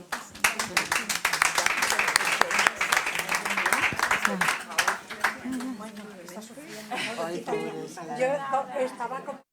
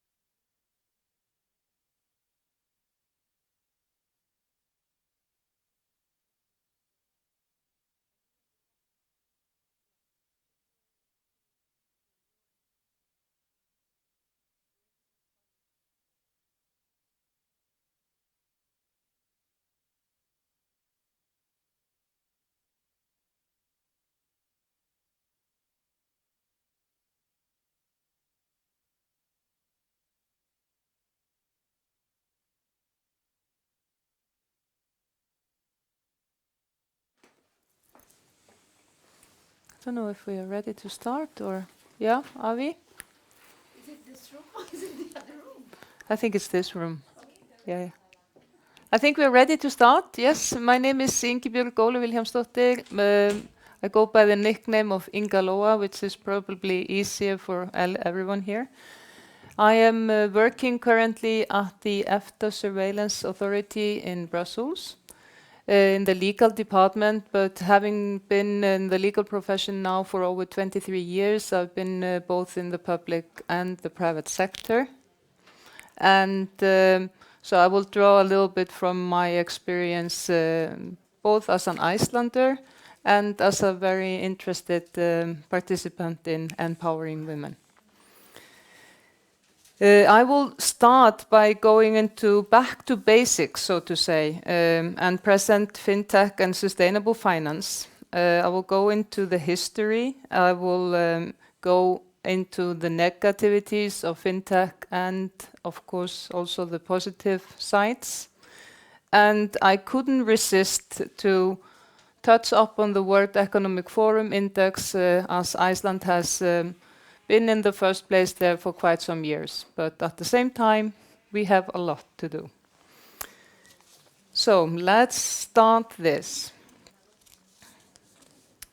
Well, you all know what financial technology encompasses. Internet of Things, big data, blockchain, and artificial intelligence are now omnipresent in our lives and lifestyle. But what is sustainable finance and what does it really mean? Because we are talking about it, it's a fancy word, but what does it encompass? If I just take a definition from the Swiss Sustainable Finance, it is defined as any form of financial services integrating environmental, social, and governance criteria into the business or investment decisions for the lasting benefit of both clients and society at large, including sustainable funds, green bonds, impact investing, microfinance, active ownership, credits for sustainable projects, and development of the whole financial system in a more sustainable way. If we look at the history of fintech, it's of course not a new concept, but it dates back to 1950s, or some would even say much further back, and they would say back to 1860 with the pathograph invented by Giovanni Gazzelli. Well, what most of us know, though, is that the Diners Club launched its first credit card in the 1950s. The first ATM was launched by Barclays in 1967. Nasdaq was established in 71. And if we jump into the near future or the near past, it's the release of Bitcoin was 2009. And Google Pay Send 2011. And now things are changing rapidly. Things are changing so fast that we don't really know what is happening out there.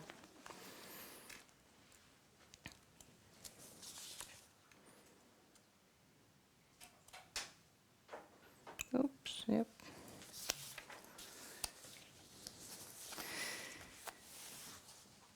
When talking about nowadays, this is a picture from 2017. We have 5.15 billion people with mobile devices worldwide, and still there are over 1.7 billion adults that are unbanked. And 56% of the unbanked population are women. With fintech, it's going to be possible for these people to gain more financial autonomy.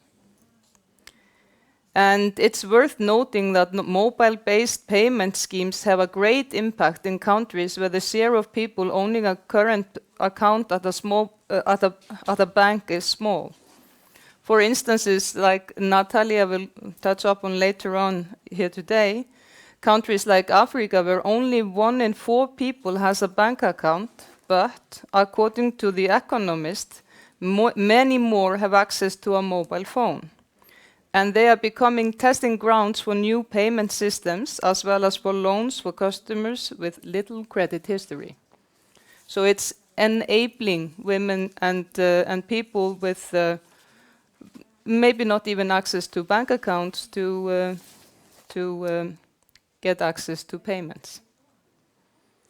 If we go back to the basics, and now we are talking about sustainability. Sustainability dates back to 1700s. And we can pick out, just to pick out few here, we can talk about the League of Nations was created in 1920s. The International Labour Organization adopts first 6 international labor conventions. No, we jump to 1963. The Equal Pay Act is passed in the US, prohibiting wage discrimination between men and women. 72. Stockholm Declaration leads to the establishment of the United Nations Environmental Programme. 1992, Rio, Earth Summit. 1997, the Kyoto Protocol. And then we go to 2015, where the Paris Climate Agreement sets the global goal of limiting global warming to below 2%. This is fintech and sustainability are the 2 major drivers of change in the financial sector through disruptive innovation. What is disruptive innovation? In business theory, it is an innovation that creates a new market and value network and eventually disrupts an existing market and value network, displacing established market-leading firms, products, and alliances. Well, if we now go into the dangers or the negative impacts of fintech, I can, of course, not repeat the horrible things that we saw here earlier on regarding all the cyber attack and the cyber crimes and the child pornography and all these things, because they are beyond horror. They are just absolutely disgusting. But privacy is a big thing.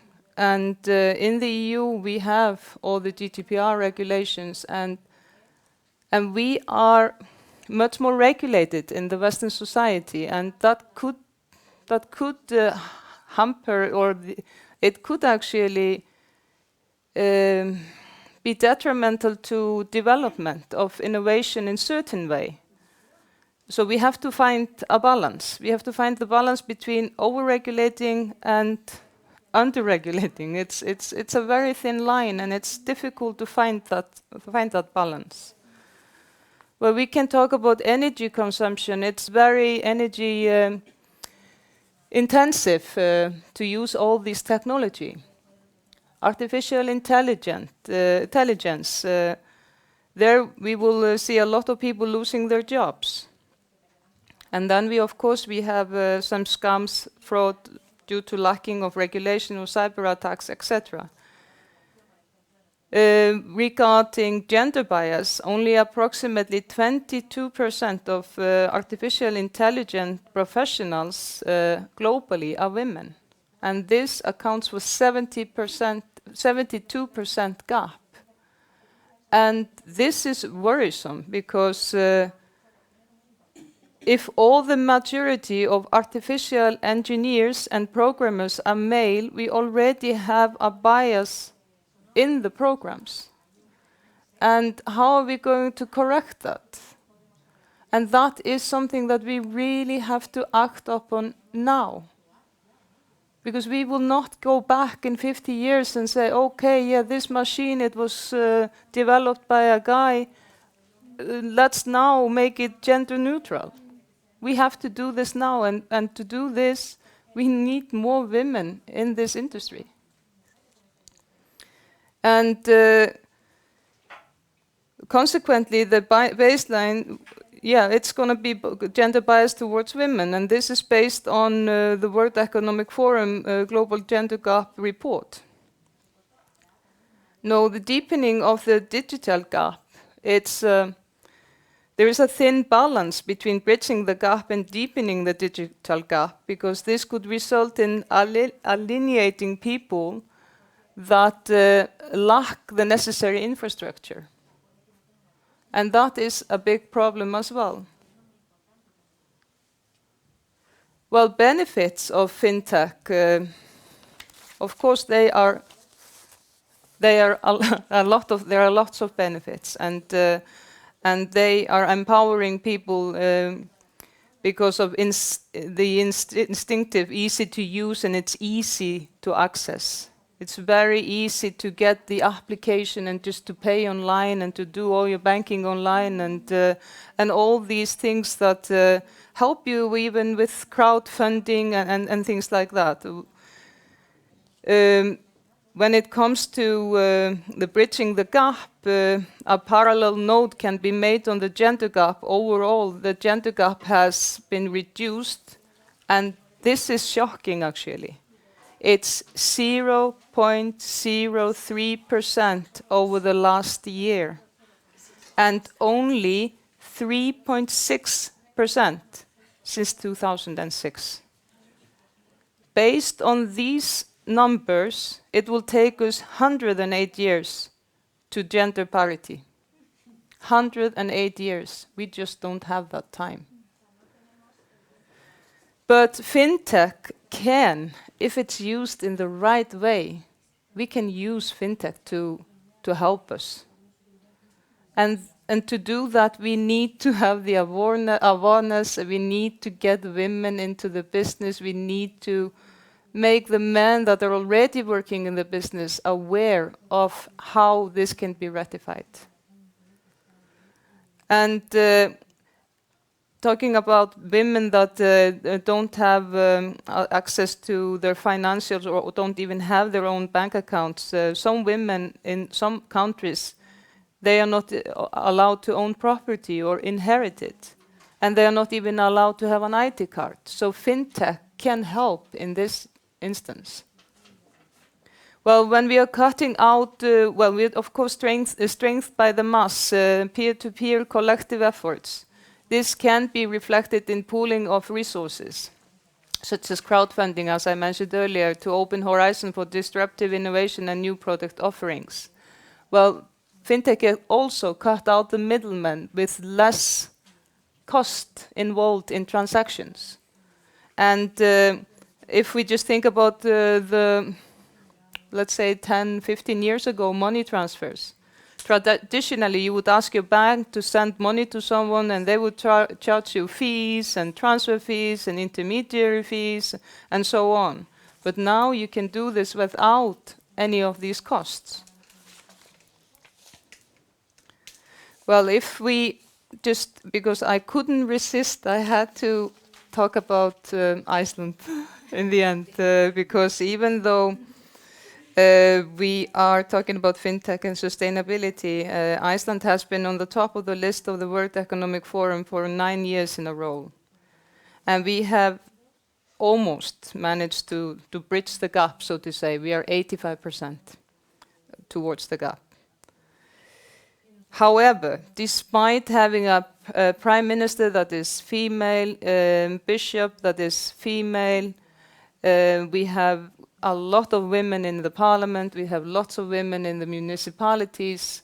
We are lacking women in the highest position in the private companies that take important decisions that affect the economy.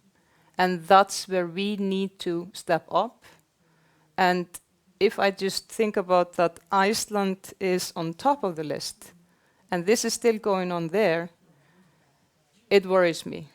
It really worries me, but at the same time, I would like to use the words of the woman that was played out on the video just before, Michelle Bachelet, yeah, and she said, it's time for women. And by these, just to end this, I would like to introduce my next speaker, Natalia Sanchez, which is a CEO and founder of Keeley Partners. Natalia has lived and worked in more than 15 countries, and she has extensive experience in emerging markets in Africa, Eurasia, and Latin America. She has met hundreds of policymakers and business leaders for the production of investment reports published in Fortune magazine, Business Week, Bloomberg, Oxford Business Group, and other international media. She has a wide understanding of growth opportunities in different markets and industries. Natalia has also consults for Latin American diplomatic corps and for European, African, and Latin American companies wanting to invest, trade, or establish businesses relations across regions. She is a founder and a managing partner of the Africa Advisory and Project Development firm Keeley Partners, a member of the Institute of Directors of South Africa, and a member of the Institute of Business Advisors of South Africa. She is also part of the Global Leadership Academy of the GIZ. And last but not least, she speaks Spanish, English, French, Portuguese, Italian, and German, and she's currently learning Mandarin. So please welcome, welcome my fellow speaker, Natalia. Would you like to have the...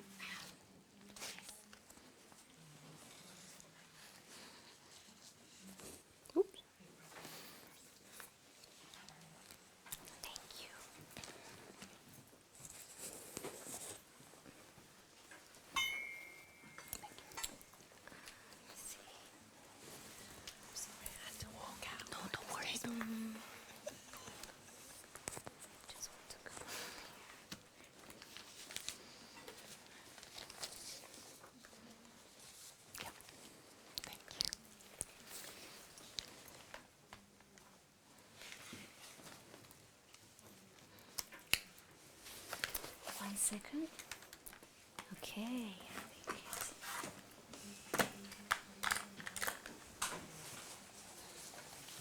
Okay. Thank you very much for being here today. I'm very excited to be with all of you, talking about a subject that I'm very passionate about, and this is fintech in Africa. And why is it so important or fascinating? It's because of the impact that fintech has in Africa. You will see now the scale of the challenge in Africa, the scale of the problem, and at the same time the scale of the opportunity and the scale of the impact. And this is why it's so fascinating and so important for us to get it right. In Africa, fintech is not about bringing your latte more efficiently. It's really about creating these fintech companies are not really disruptive companies, because to be disruptive means that you are replacing existing systems and existing infrastructure, which in many cases in Africa, they just don't exist. So fintechs, what they are doing is in many cases creating from scratch, building these infrastructures from scratch and bringing financial choices to millions of people for the first time. So this is why it's so exciting. I'm gonna play a little video for you.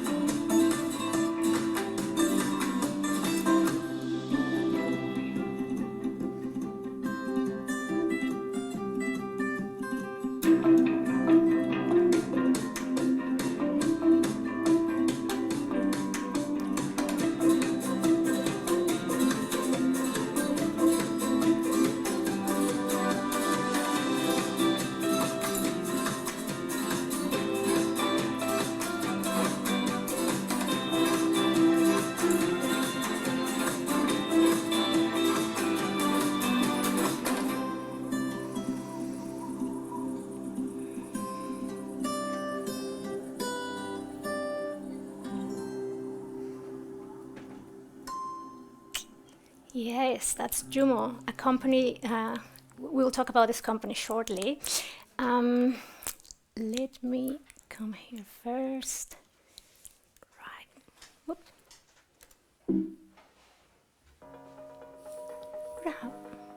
I don't know what happened.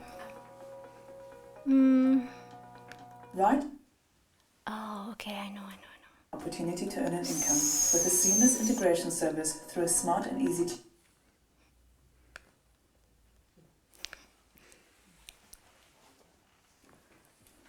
I think I need help with my tech. Let's see.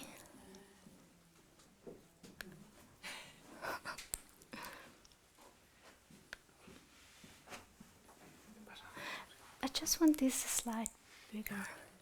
Oh, okay. Looks different. Okay. All right. So, for us to understand the scale that we were talking about, let's understand the true size of Africa.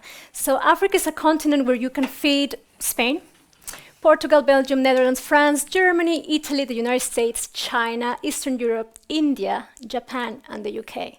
That's the scale, that's the size of Africa. So anything that happens in Africa happens in a bigger scale. And this is why it's so important that we get it right. On top of everything, Africa has experienced very rapid and very high economic growth. 6 of the 10 fastest growing economies in the world are in Africa. There's so much economic activity, there is so much happening there. And this is why you have the need of so much infrastructure, so much expertise, know-how, products and services. Ethiopia, for instance, it's at the stage where China was in the 70s. Very, very clear industrialization plan, a lot of privatization. The biggest telecom, Ethiopia Telecom, it's been privatized at the moment, is one of the last biggest opportunities and markets that are being opened, 100 million people. So let's understand some fundamentals.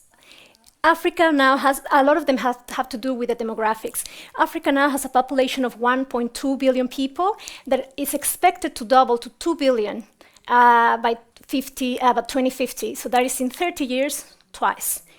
And brace yourself for this one, because I think it's one of the most stunning statistics that you will hear.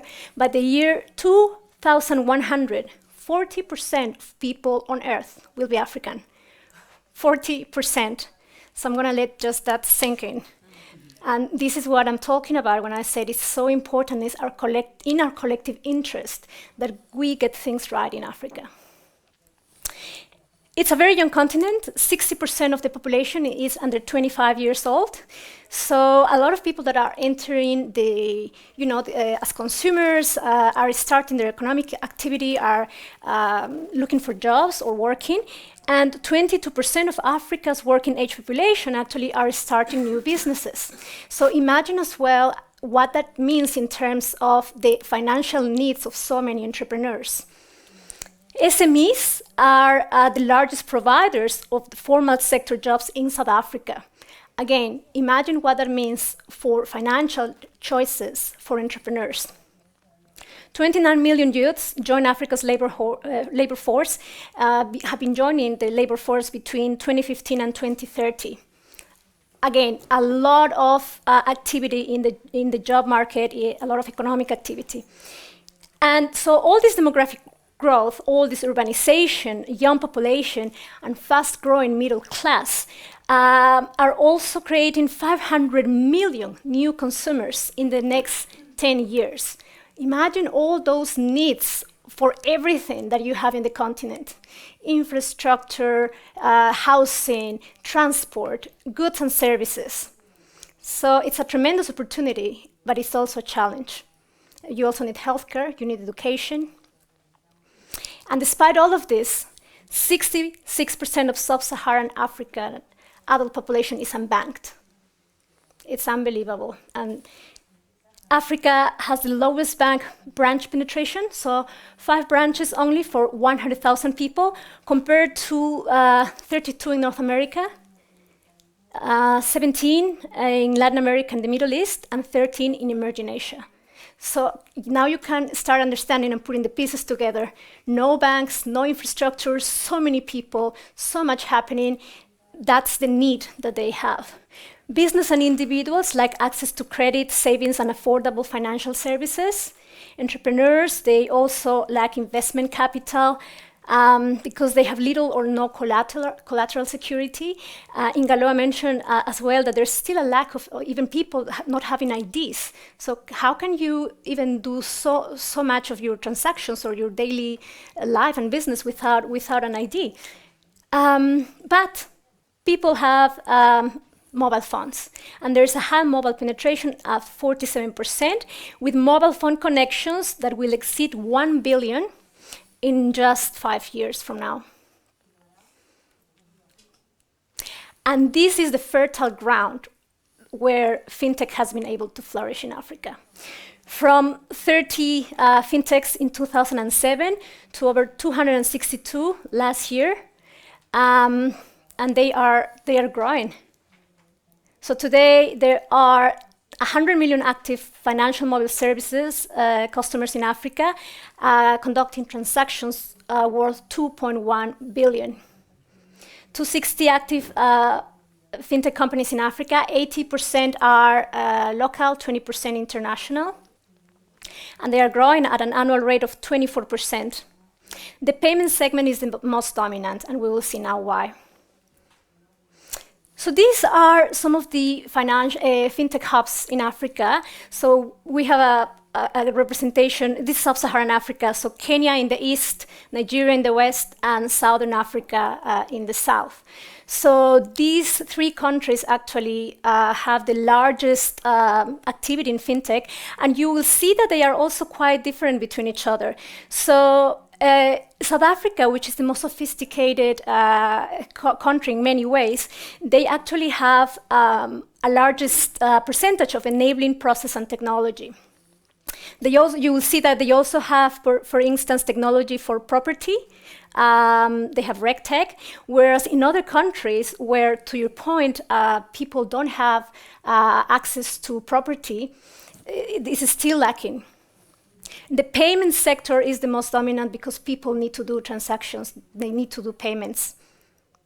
And one cannot talk about, I think, fintech in Africa without getting to know a company, M-Pesa, a service called M-Pesa. I don't know if you're familiar with M-Pesa, any of you? No? Okay. I brought Richard Quest to talk to us about M-Pesa.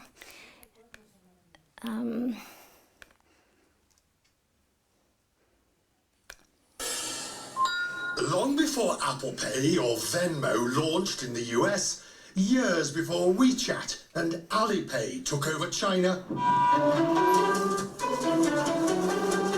mobile banking got started right here in Nairobi.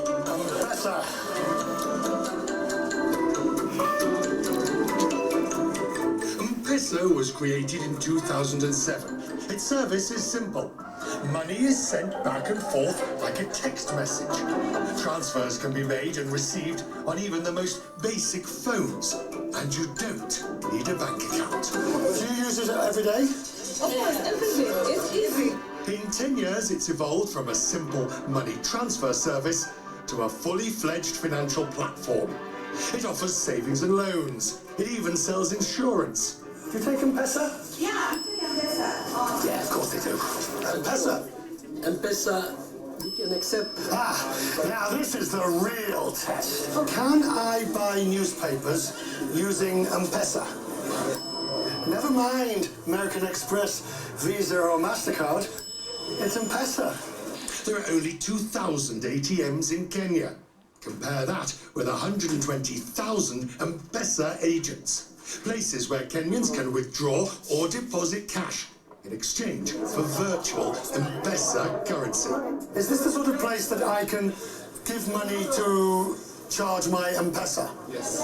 And I do that with you? Yes. And is this the sort of place where I can then come to and get money from M-Pesa? Yes.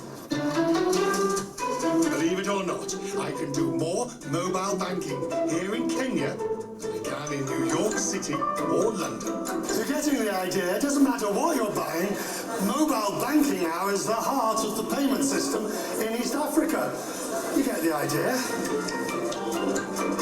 93% of the population has access to mobile payments. In fact, transactions processed by platforms like M-Pesa account for nearly half of Kenya's entire GDP. I've never quite seen a revolution in payment systems like it.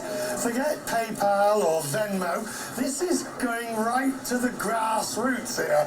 Everybody takes M-Pesa. That's what you call marketing and mobile banking. That's right. Mobile money started in Kenya. So, and it's important also for the rest of what we will see. I love how Richard Quest is so impressed by, oh, you take M-Pesa, you take M-Pesa. And people are like, yeah, we take mobile money. Where'd you come from? So it's quite impressive. That's M-Pesa. As you saw, it was launched in 2007. And but now it processes almost 50% of Kenya's GDP. Isn't that impressive? So imagine like Telefonica here in Spain processing 50% of Spain's GDP. So that's what's actually happening in Kenya. And it has really helped to increase financial inclusion. Financial inclusion in Kenya was 27% in 2006, and today is 83%. So you can see the impact. People have access to M-Pesa, they can transact. They have 37 million active customers.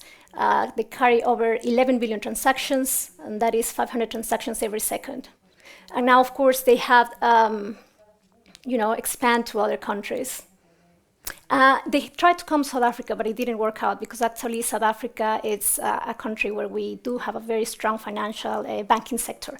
The banking sector in South Africa is many times ranked by the World Economic Forum as only second in the world, between second and third in the world in terms of sophistication. So it's South Africa has other challenges, which we will see now. So now, talking about Jumo, that's the video that we saw at the beginning. So what Jumo has done really is to use data analytics to increase the eligibility of many, many people so that they can have access to loans and have access to savings and financial products. If you see the banks, the eligibility, it's just less than 5% of the people, whereas Jumo stands at 50% and is increasing. So how do they do this? Actually, they work with an ecosystem of partners. These partners mainly are the telcos, so the mobile companies. And what they do is taking all of the data that the telcos have to understand the behavior of people. So how much airtime do they buy, how much do they charge, and so on. So they understand the profile of these customers. They partner as well with the financial institutions so that the financial institutions then can understand the behavior of so many people and then can offer financial services. So it's not that the banks really don't want or didn't want to in the past, it's that they just didn't understand that sector of the population. And it was too expensive and difficult to actually try to understand them. But now with technology, you can put all of this together and people then have access to all these financial choices. You saw that the loans, they are for as little as $1, $2. And this means that over 14 million people and small businesses are being served, 1 billion in funds disbursed, 5 times increase in data prediction and accuracy, 51 million interactions with customers each month. A lot of them are entrepreneurs as well. And they are also expanding to many, many markets, including India, Bangladesh, also coming up in the future. Now I want to talk to you about another company that is doing great things, and this time this is in South Africa, where as I mentioned to you, the environment is a little bit different. We're for the entrepreneurs who are taking risks and putting their ideas and ideals out into the world. The ones who work 60-hour weeks and employ 60% of the country. We need them. and they need more. This is why we're focused on enabling all businesses in all their different shapes, categories, and sizes to overcome the barriers to success, to get money in the bank, to make that a sale. But entrepreneurs still deserve more, so we're bringing them the new Yoko point of sale to help them run smarter, faster, and more seamless businesses. They can now organize the products and get set up for success. Delight their customers with fast, smooth checkout. Track their sales, learn what works, and grow. Welcome to Yoko, payments and point of sale. Okay, so this is Yoko in South Africa, where we have an employment rate of 30%. At the same time, we have a very sophisticated banking sector. And so entrepreneurs are pretty important for the economy. As you saw, 60% of the of employment comes from small businesses. But entrepreneurs haven't been served. So these big banks that are so sophisticated, they have also focused on a sector of the population and haven't done much for entrepreneurs. So the choices that as an entrepreneur you have in South Africa are very, very thin. So what Yoko came up with is a device that you could connect to your mobile phone, and by doing that, accept credit cards. Because for a small business to be able to accept credit cards, the admin that they have to do is very long. It's quite expensive. So most of them, they just didn't have facilities to accept credit cards. So with Yoko, with a very easy device, you connect to your phone, you can accept credit cards. And that's how many businesses have been able to accept payments. But the great thing with these businesses is that they go further. The more that you start doing and understanding your customers and getting more data and understand what else can you do for them. So now Yoko, what they are doing is they have created Yoko Capital. Because now they understand their customers, they can also offer them capital. They can offer them loans. So how does this work? So after 3 months that you sign up with them, and you have a monthly turnover of about, what is that, like 90 euros? You have more than 10 monthly transactions. So then they start building your profile, and then you can apply for a loan. You receive a decision in seconds. So it's not like in a bank where like it takes forever to take a decision. So you receive a decision in seconds, you get your money, and then because Yoko understands when your money is coming in, they will just take the payment, not like at the end of the month, like no matter what, that payment, they will take it every day if you make the sales. The day that you don't make sales, they don't take any money. So it goes with the cycle of the company, and that is a great help for entrepreneurs. So they launched just 4 years ago. They were working only with 5 companies, but now they process payments of about 408 million annually. The 70% of the merchants haven't accepted cards before. So imagine that. And many of them say that they were losing up to 70% of sales because they didn't have this card facility. 70%, that's huge. So now Yoko Capital, the one making the loans, they have given about $3.7 million worth in loans, and only 2% of loans have defaulted. That means that their accuracy, it's fantastic. Banks generally will leave all these entrepreneurs aside, like they wouldn't bother. But Yoko has proven actually that if you have the right product, if you understand entrepreneurs, you can really help them. And this also helps because these entrepreneurs, instead of taking the money in cash, now they take it and it's digitized, and this formalizes the economy as well. Now they can pay also taxes. Now, like there is more register of what money is coming in, they become taxpayers, everything is more formalized. So like the whole system just becomes better. So all in all, I just want to say quickly something about Africa Tech in general, because like innovations are happening in fintech. There's a lot of exciting things happening in e-health, e-education, technology for logistics, and so many other areas. So Africa actually is a very exciting place full of innovation where people are coming up with solutions to really big and real problems. And there's a 442 active hubs and accelerators across the continent, so you can understand how dynamic the scene is. There's interest from big companies, from Google, Uber, Alibaba, and Microsoft that want to invest, that want to partner with, that want to be part of this. VCs and international finance institutions as well participating in this ecosystem. And African tech startups, last year this was big news, that they have raised last year 1.2 billion. And this was great because just 1 year before it was half of that, and the year before was even less. So it is happening. Also, the number of large venture growth deals increasing 100% year on year. So it's a lot of reasons to be optimistic about. But let's think about as well if it's really, is it a tech boom really? If we look at the big picture, we can see that there's a lack of meaningful scale and diversity. A lot of this happens in those 3 hubs that we talk about, so Kenya, Nigeria, and South Africa. So not, or much less happening in the rest of the continent.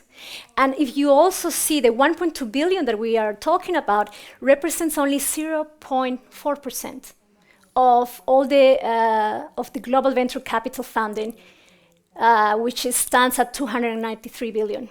So it's really a drop in the ocean. And fintech attracts also 50% of total funding. So other types of technologies are not that well founded yet.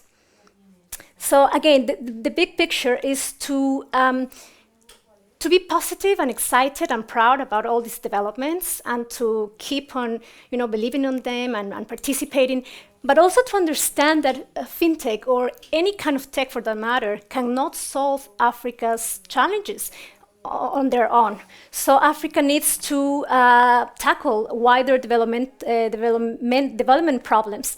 Internet access remains the lowest globally, and that's where we see the digital divide. Data is very expensive in Africa. It's the most expensive in the whole world. People have to spend a large part of their income just in data. African economies remain the least competitive in the world. So there is a lot of obstacles for business and for entrepreneurship. And as you can see, you need good governance, you need education, you need the skills, you need the basic infrastructure.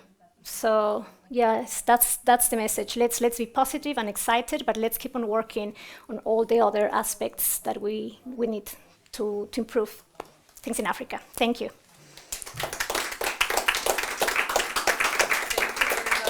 I don't know if we have time for a few questions. No.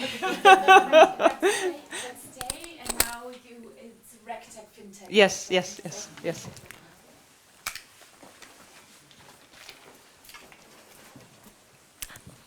Do you need here? No, sure. Maybe she needs. Okay, sit here. Just being prepared.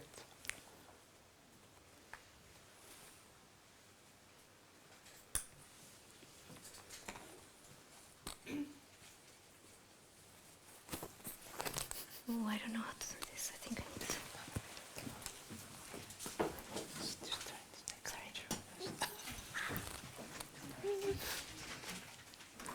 Gracias.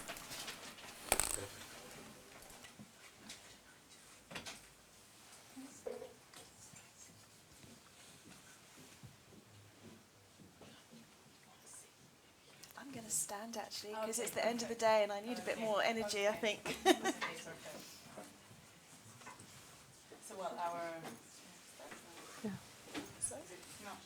You already everything in place.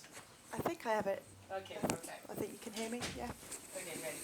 So I'm going to introduce our next speaker. She's Dr. Sean Lewis. She's going to talk about RegTech and why it matters, ethical, access, related. And she's a co-founder. Okay, perfect.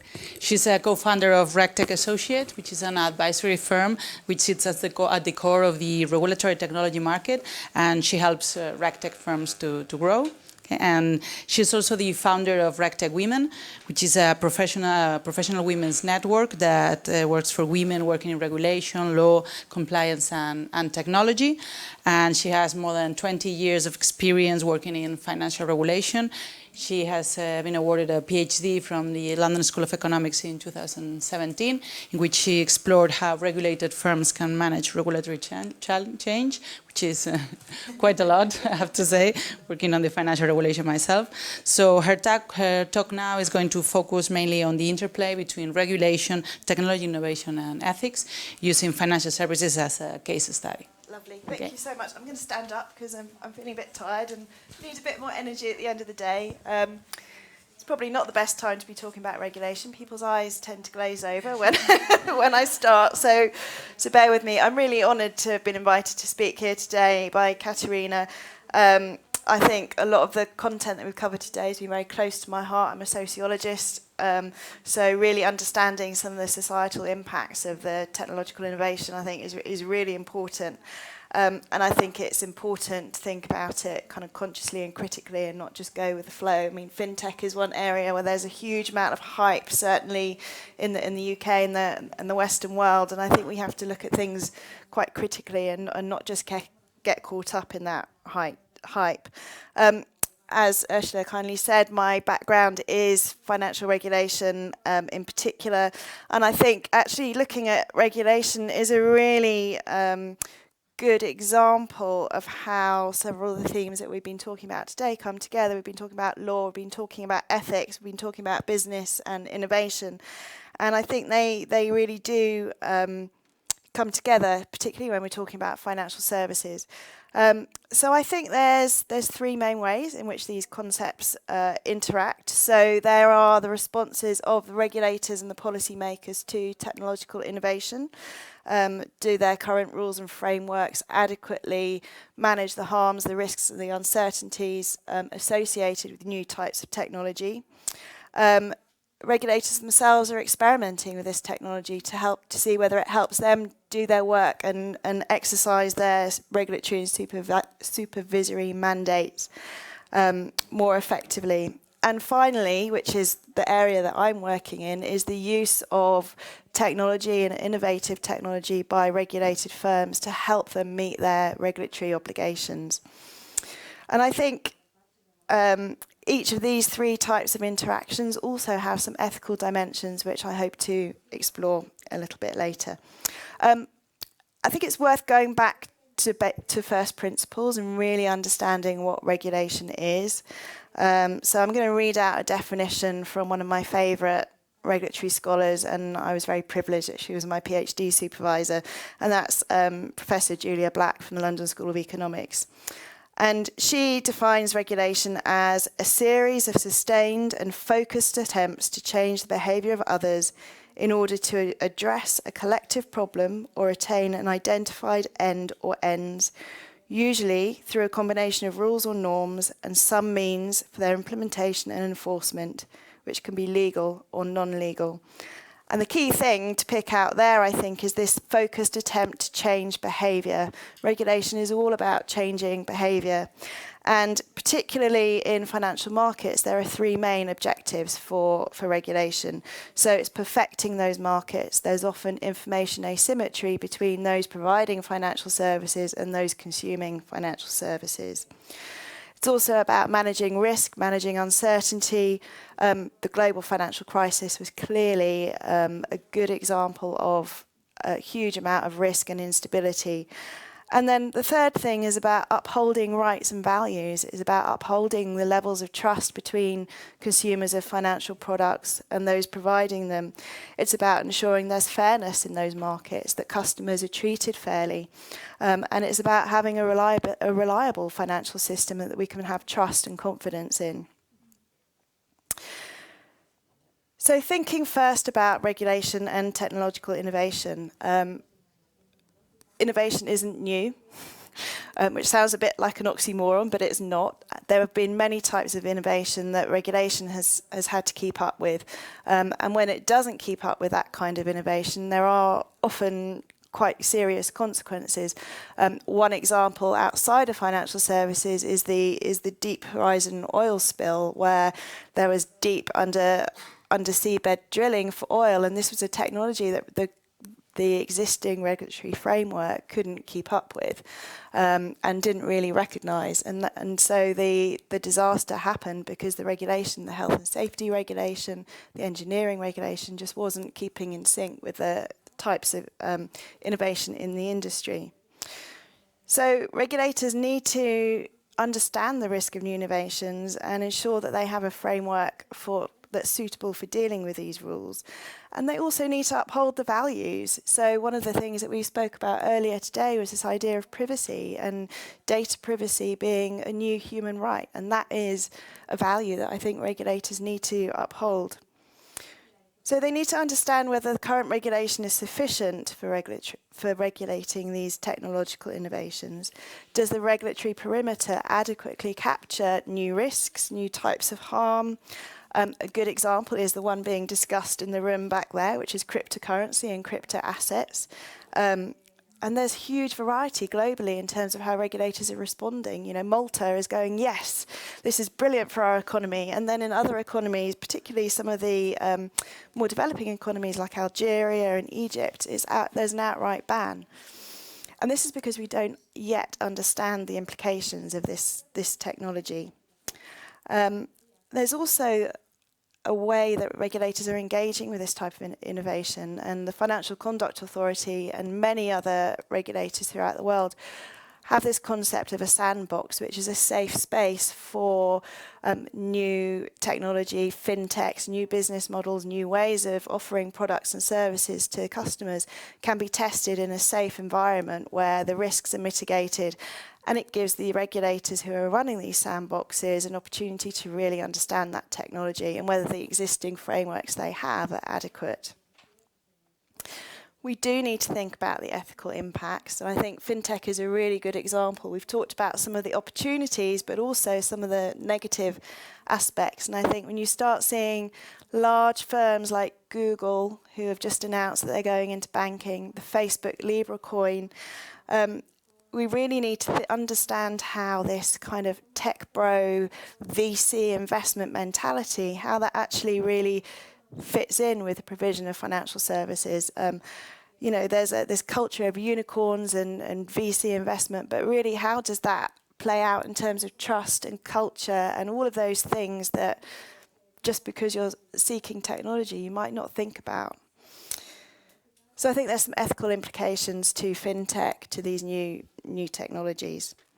But obviously there's opportunity, and there's opportunity for regulators to use these new technologies and to rethink regulation itself. So in New Zealand, there's recently been an experiment which is about creating regulation as code, creating law as machine executable and readable code. So they ran a 3-week discovery process, and over the course of those 3 weeks, they rewrote 2 sets of legislation as software code, which means that code is immediately understandable by machines. Now, if there are any lawyers in the room, I can imagine that you're worrying a little bit now about the idea of law being created into something so binary and black and white, which I definitely think is an issue. And the idea of using regulation as code creates all sorts of other ethical impacts. Where does the liability lie? Who's actually responsible for that code? Is it the banks that are implementing it through their systems? Is it the regulators? What if there's an error? Is the regulator skilled enough to actually write and interpret regulation as code? There are so many issues around this. I could go on, and if I was to do another PhD, I think it would be exploring that, but I don't really have the time. And then the final interaction is the use of regulatory technology by regulated firms.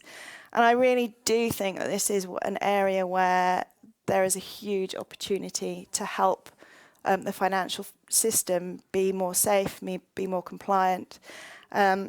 So in my day job, I do a lot of research into the RegTech market, and we found over 1,000 products globally that are trying to help financial institutions deal better with their regulatory obligations across a whole number of different use cases. But the one that I want to highlight is about fighting financial crime. We heard earlier about some of the really dreadful cyber crimes that are perpetuated, and one of the reasons that I'm bringing that up is a lot of the illicit flows that are the result of those types of crimes are channeled through our legitimate financial system. And it's a clear case where we could do more to identify and catch sophisticated criminals who are using all of this digital technology in the same way that we are, but for nefarious purposes. So technologies like artificial intelligence and machine learning have the ability to look at data that's beyond human scale and identify new patterns of financial crime so that we can actually improve the level of prosecution. Figures from Europol suggest that whilst levels of suspicious activity reporting are increasing year on year, only about 10% of those reports lead to further investigation, and only about 1% of the criminal proceeds in the EU are ultimately confiscated. There's a huge amount more work that we need to do, and I think it's always really important to think about the human harm that sits behind some of these awful crimes, and the regulation to stop them. But I do think that there are some other issues in terms of using technology for compliance. And one of these comes back to the point I made at the beginning, which is regulation is about modifying behaviour. You can't remove the human factor and the accountability from regulation and compliance. You can't outsource this moral and ethical responsibility to technology. We need to make sure that all our conduct of business rules are balanced against the use of technology, and it provides an easy mechanism for blame shifting. The computer said so, so that's what I need to go with. It takes out that level of human judgment, which we really need to keep. So I think compliance is ultimately about behaviour. Bad behaviour can be detected, but actually we need to think more about how it can be prevented. Bad behaviour can be prevented in the first place, and I don't know, even though we did hear today about something, the ability for machines to understand our decisions, predict our decisions even before we know what they are. I'm not sure that's going to come into play in financial services anytime soon, at least I hope not. So in terms of the conclusions I wanted to come to today, I think regulators will need to scrutinise the decision-making that goes into the design of technology systems, the choices, the assumptions that are made. And they need to do this not just in terms of individual decisions, but the overall transparency in making of decisions as a result of using AI. I think regulators themselves in the use of new technologies must ensure that they do so in a way that doesn't undermine their legitimacy and democratic accountability.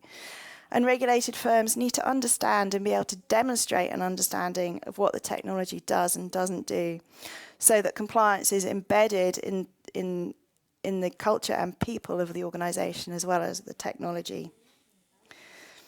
So I think with innovation, there is a real risk to the integrity of the principles that underpin what makes regulation effective and democratically accountable. New constellations of accountability and responsibility emerge from the RegTech ecosystem, and we need to think these through really carefully to make sure that interests and incentives remain aligned in order to maintain ethical conduct, financial stability, and the protection of consumers. Thank you very much. Can I just ask you one question? Sure. Just 1 second, may I have? Just to ask. Sure. You see, as this developed, don't you find the criminals are going one step ahead? Because now large drug offenders are not, because you capture it from data packages that of course go down the optic fibers, but what they are doing is they open an inbox, they have a password, they simply give the email inbox password to somebody. So that person opens it. So So it doesn't really, the information is not passing through the optic fiber. So how do you detect that? And now huge drug halls, we're finding there's less activity now on the internet. I think, I mean, so it comes from the interaction with the financial institutions themselves. So they're using a lot of unsupervised machine learning to identify anomalies, and there's a lot more sharing of different financial crime technologies. It's like a virus that mutates, keeping up with these different types of financial crime. And there's a move to more sharing of that information. So one bank detects a pattern, that needs to be shared so all the other banks can detect that pattern. Technology is being used for that quite a lot. It's still at early stage, but they're moving towards that. So the ability to identify crime from the way that people interact with the financial system is hopefully going to help us detect more of these evil people. Great. Thanks ever so much. Thank you.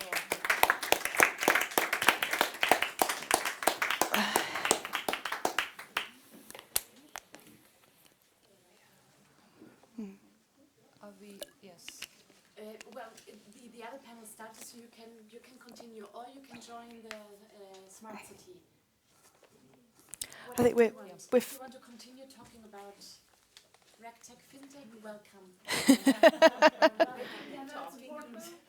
They're talking about the Internet of everything, isn't it? From No, Internet of Things. smart cities. So, but they're not talking about the Internet of everything on that, because now it's EOT. Yeah, that's the next step is, but now it's going into Internet of everything. Yeah, okay. Yes, that's actually quite interesting. Yeah. Should we then just move? Yeah. Sorry. Eliana, can you please do me a